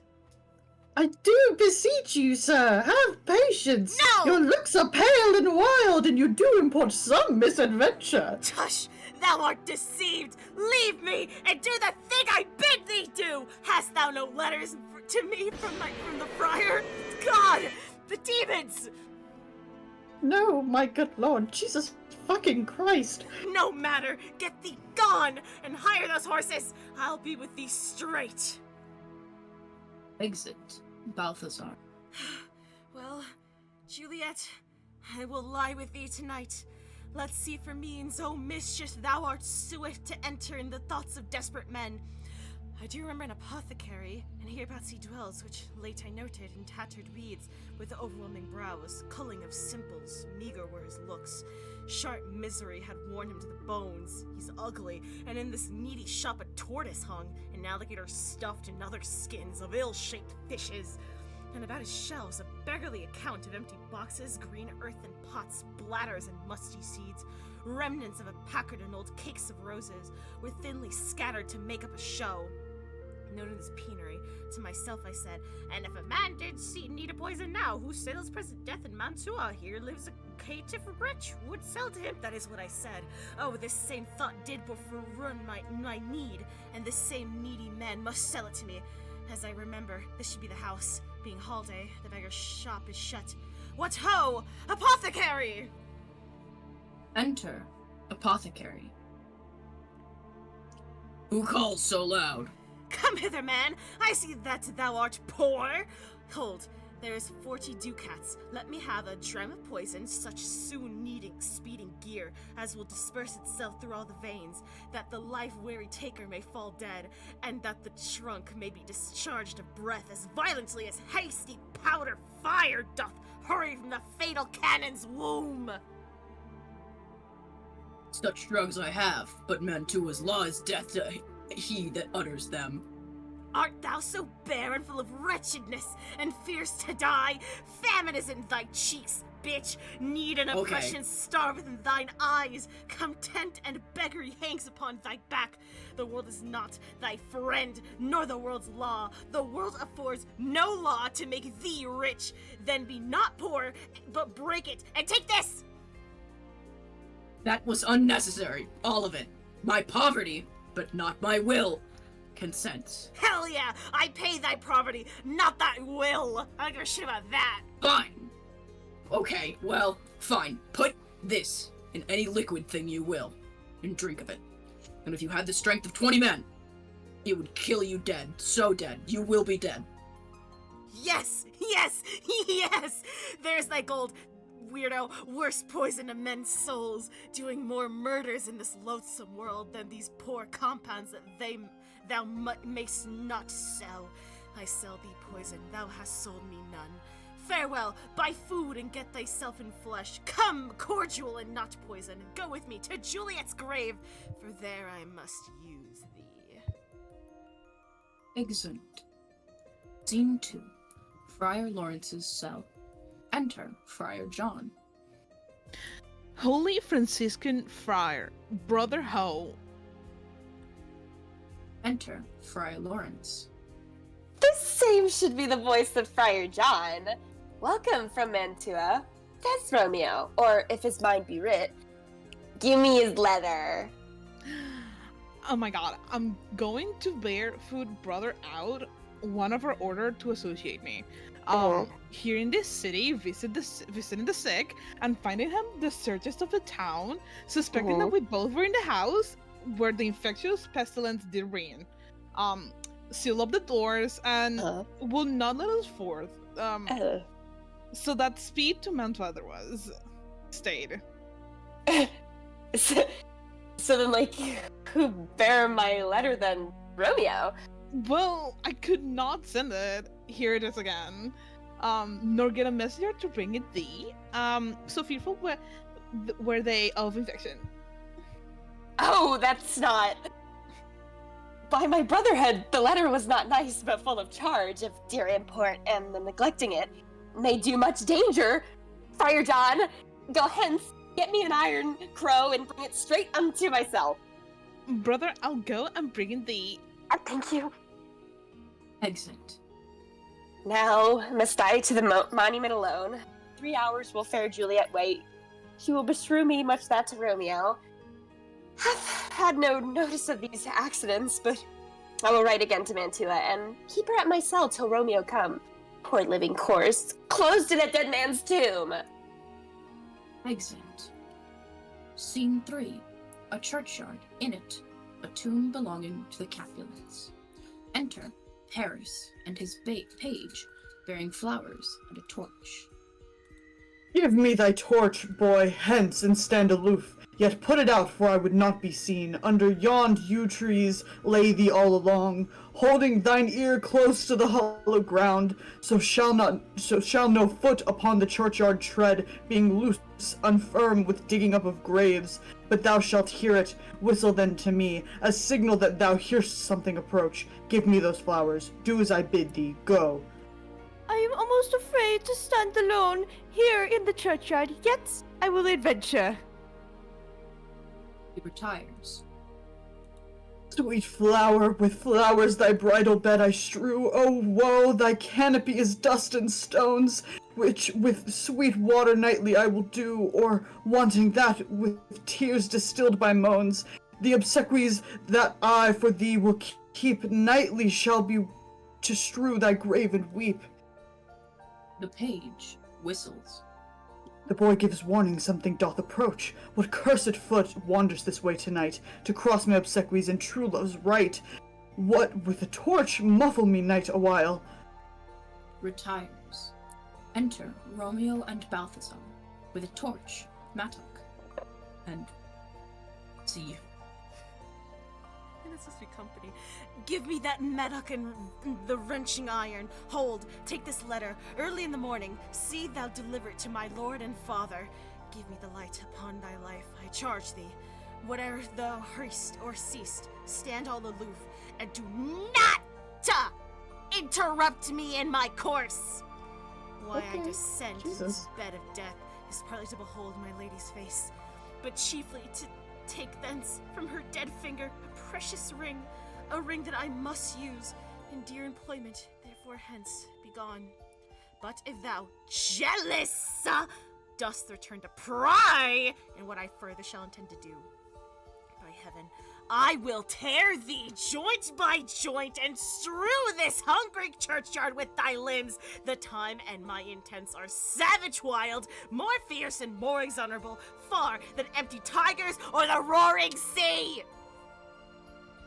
I feel like that was very extreme, sir, and I feel like maybe you should see someone, but I will be gone, sir, and not trouble you. I will see someone, my wife, so shalt show me friendship. Take thou that, live and be prosperous, and farewell, good fellow.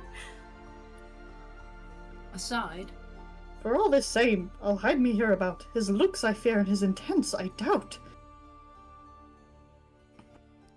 He retires.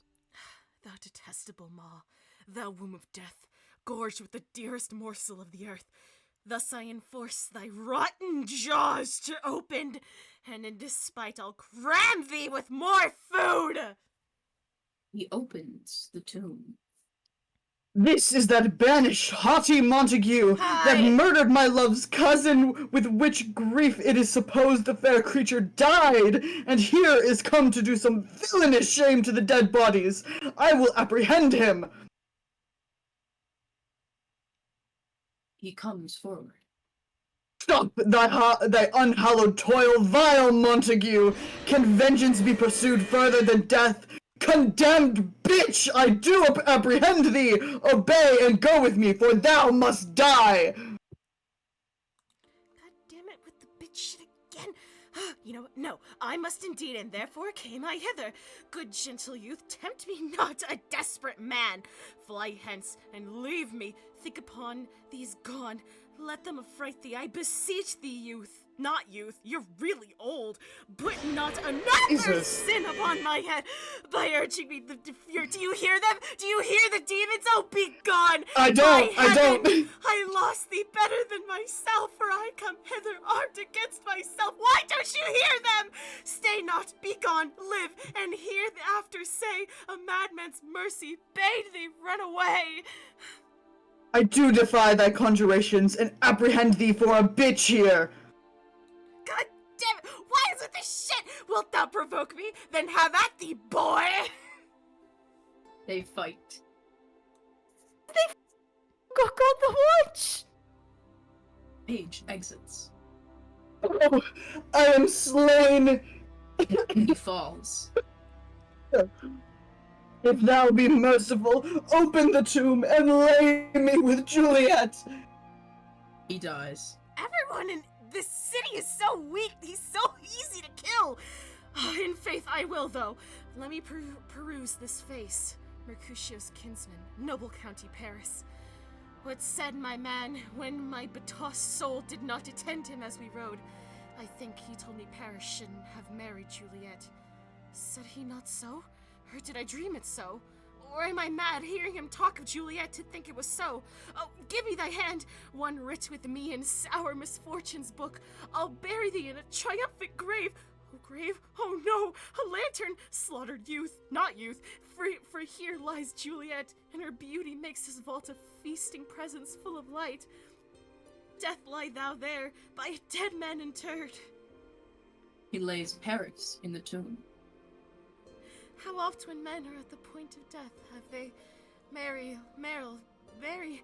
with their keeper's call a lightning before death. Oh, how may I call this lightning? Oh, my love, my wife! Death that hath sucked the honey of thy breath, hath had no power yet upon thy beauty. Thou art not conquered, a beauty's ensign yet is crimson in thy lips and in thy cheeks. A death's pale flag is not advanced there. Tybalt, liest thou there in thy bloody sheet? Oh, what more favor can I do to thee than with that hand that cut thy youth in twain, to sunder his that was thine enemy? Oh, I'm going blind, my eyes. Oh God, hold on. Forgive me, cousin. Oh, dear Juliet, what art thou yet so fair? Shall I believe that substantial death is amorous? And that the lean upheard monster keeps thee in here in dark to be his paramour? In fear of that I will stay with thee, and never from this mountain they're still going! Palace of dim night, depart again, here will I remain, then I'll be free from the fucking voices! With worms that thy chambermaids, oh, here will I set up my everlasting rest, and shake the yoke of inauspicious stars from this world-wearied flesh. Eyes, look your last! Arms, take your last embrace, and lips, oh you, the doors of breath, seal with a righteous kiss, a dateless bargain to engrossing death. Come, bitter conduct, come, unsavory guide, thou desperate pilot, now at once run on the dashing rocks at my eye, thy seasick wary bark here to my love. He drinks the poison. Oh, Jesus! Oh, true apothecary! The drugs are quick. Thus, with a kiss, mwah, I die. He died. Enter, at the other end of the churchyard, Friar Lawrence, with a lantern, crow, and spade. St. Francis be my speed! How oft tonight have my old feet stumbled at graves? Who's there? Here's one, a friend, and one that knows you well. Oh, peace be upon you. Tell me, good my friend, what torch is yon that vainly lends light, grubs and eyeless skulls? Second. As I discern, it burneth in the Capel's monument. It doth so, holy sir, and as my master, one that you love. Who is it? Romeo. How long hath he been there? Full half an hour. Go with me to the vault. I dared not, sir. My master knows not, but I am gone hence, and fearfully did menace me with death if I did stay to look on his intents. Stay then. I'll go alone. Fear comes upon me, oh, fearsome, ill, unlucky thing. As I did sleep under this yew tree here, I dreamt my master and another fought, and that my master slew him.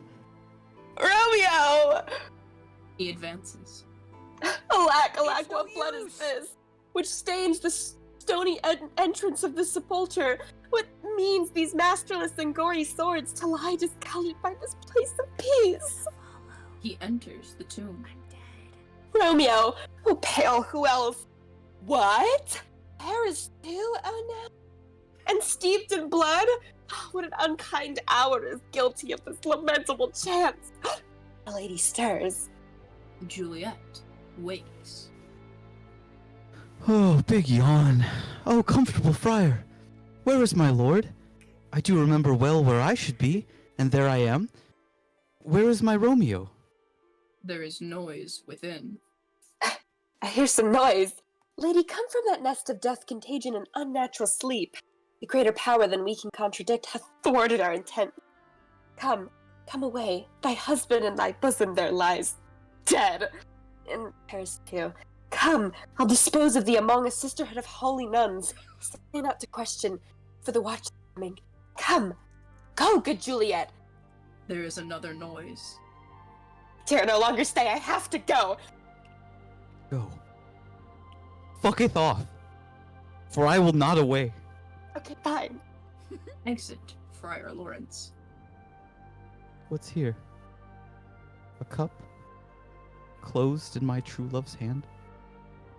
Poison, I see, hath been his timeless end.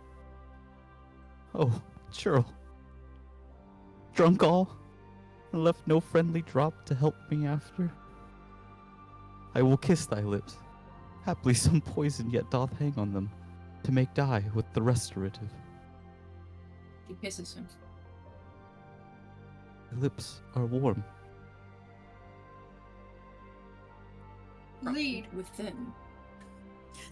Lead, boy. Which way? Yeah? Noise? Then I'll be brief. Oh, happy dagger. He snatches Romeo's dagger. This is thy sheath. She stabs herself. There rust. And let me die. She falls on Romeo's body and dies.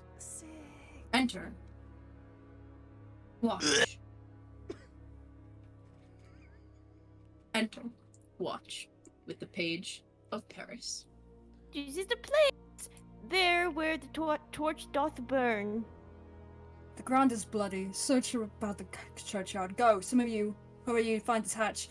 Pitiful sight. Here lies the county slain. Juliet bleeding, warm and newly dead. Who here hath lain these 2 days buried? Go, tell the prince, run to the Capulets, raise up the Montagues, some other search. We see the ground whereon these woes do lie. The true ground of all these piteous woes cannot find without circumstance scry. Re-enter some of the watch with Balthazar. Of course, here's Romeo's man. We found him in the churchyard. Yuck! Hold him in steady till the prince come hither. Re-enter the others of the watch with Friar Lawrence. Here's a friar that trembles, sighs, and weeps. We took this mattock and this spade from him, and as he was coming from his church outside. Great suspicion. Stay the friar too. Enter the prince and attendants.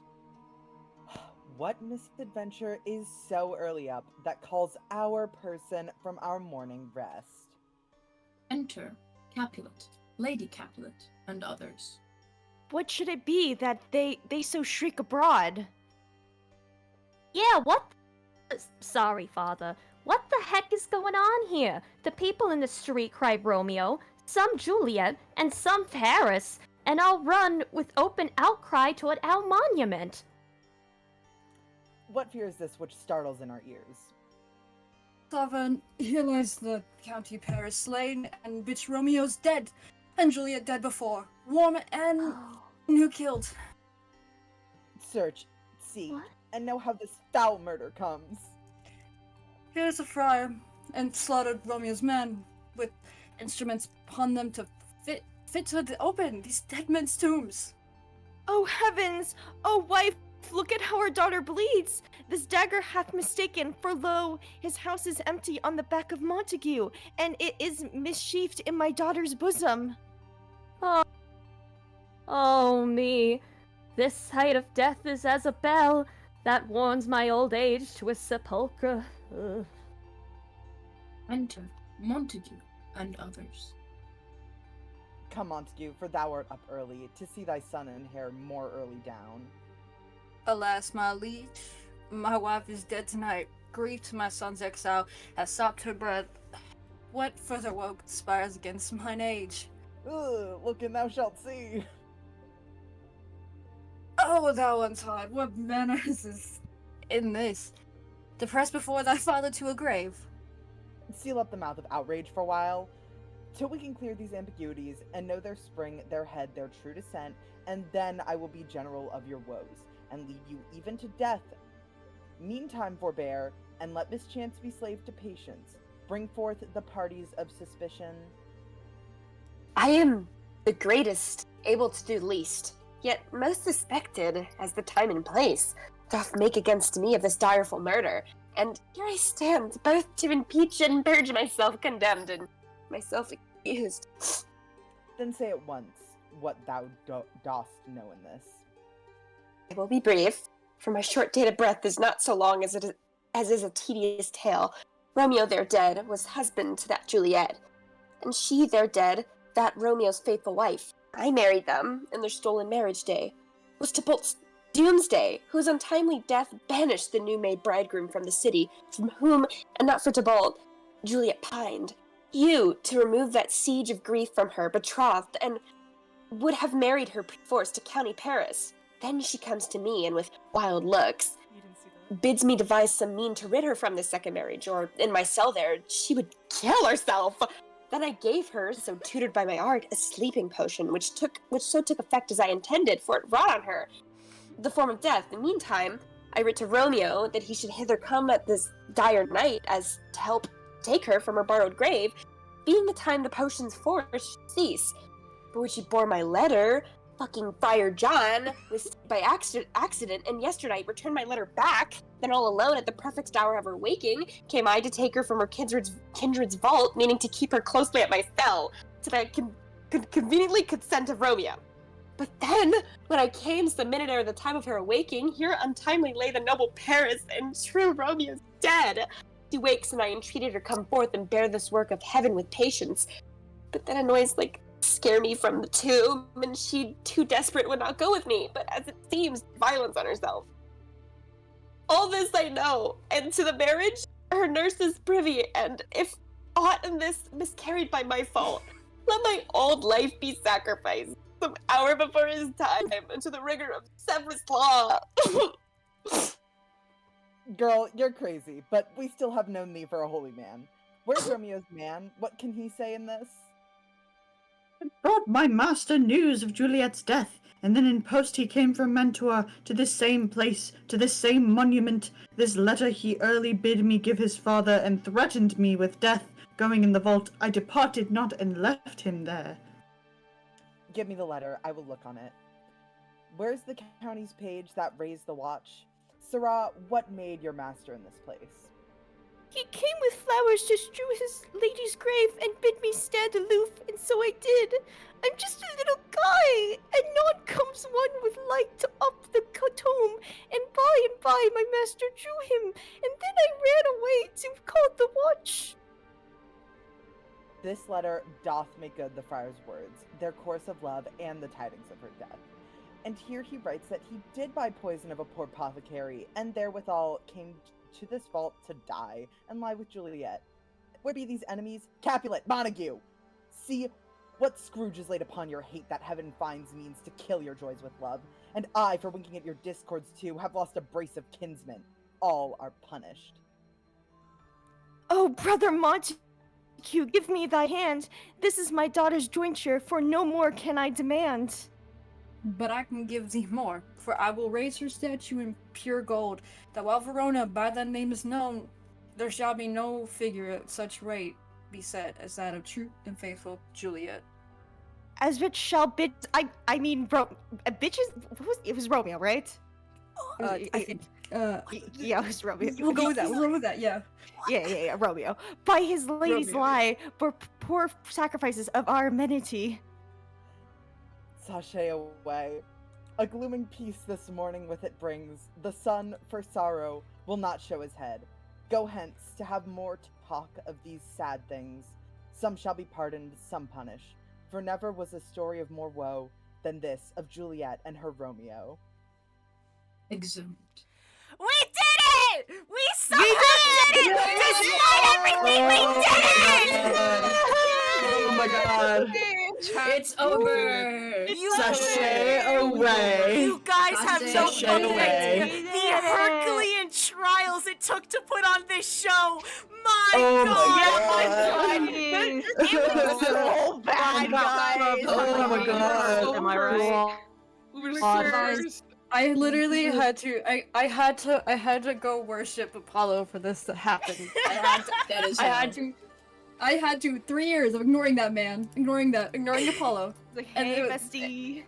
Hey, bestie. I've had a migraine since Act 2. Me too. I was Yeah. with the real sore throat and was like, I agreed to do it. Just so you know, White bit. literally everyone was sick. Eden's power went out, and Chai's computer broke. My This power, was- none of my power now. I felt I got home from work and I was like, oh, I have time. I'm gonna take a nap. I almost didn't woke up. Yeah. We were It was panicking. Cloak's power went out in the middle of it. 2 seconds, I was like, Power oh. did. All right, hold on. Yeah. Clear comms for a My second. power, like, Clear comms, thank you. Mhm. So, thank you guys. I'm gonna say a genuine, huge thank you to everyone who donated. I really appreciate it. We did hit the goal of 500, which is crazy. Let's go! Yeah. And I want to thank you guys. Ambrose and Silas aren't here, so I'm going to thank them as well, especially Ambrose and who helped with all the graphics as they did last time, and also for being super helpful and all this, and also Mel for being my #1 behind the scenes guy. Love you. Despite working, Mel was still there for us. It was crazy. thanks, Mel, for covering my ass. One ever. Yeah. And Yeah. I'm gonna hit end recording now, so everyone say goodbye to YouTube because where the VOD is gonna end. Bye, Bye, YouTube. YouTube.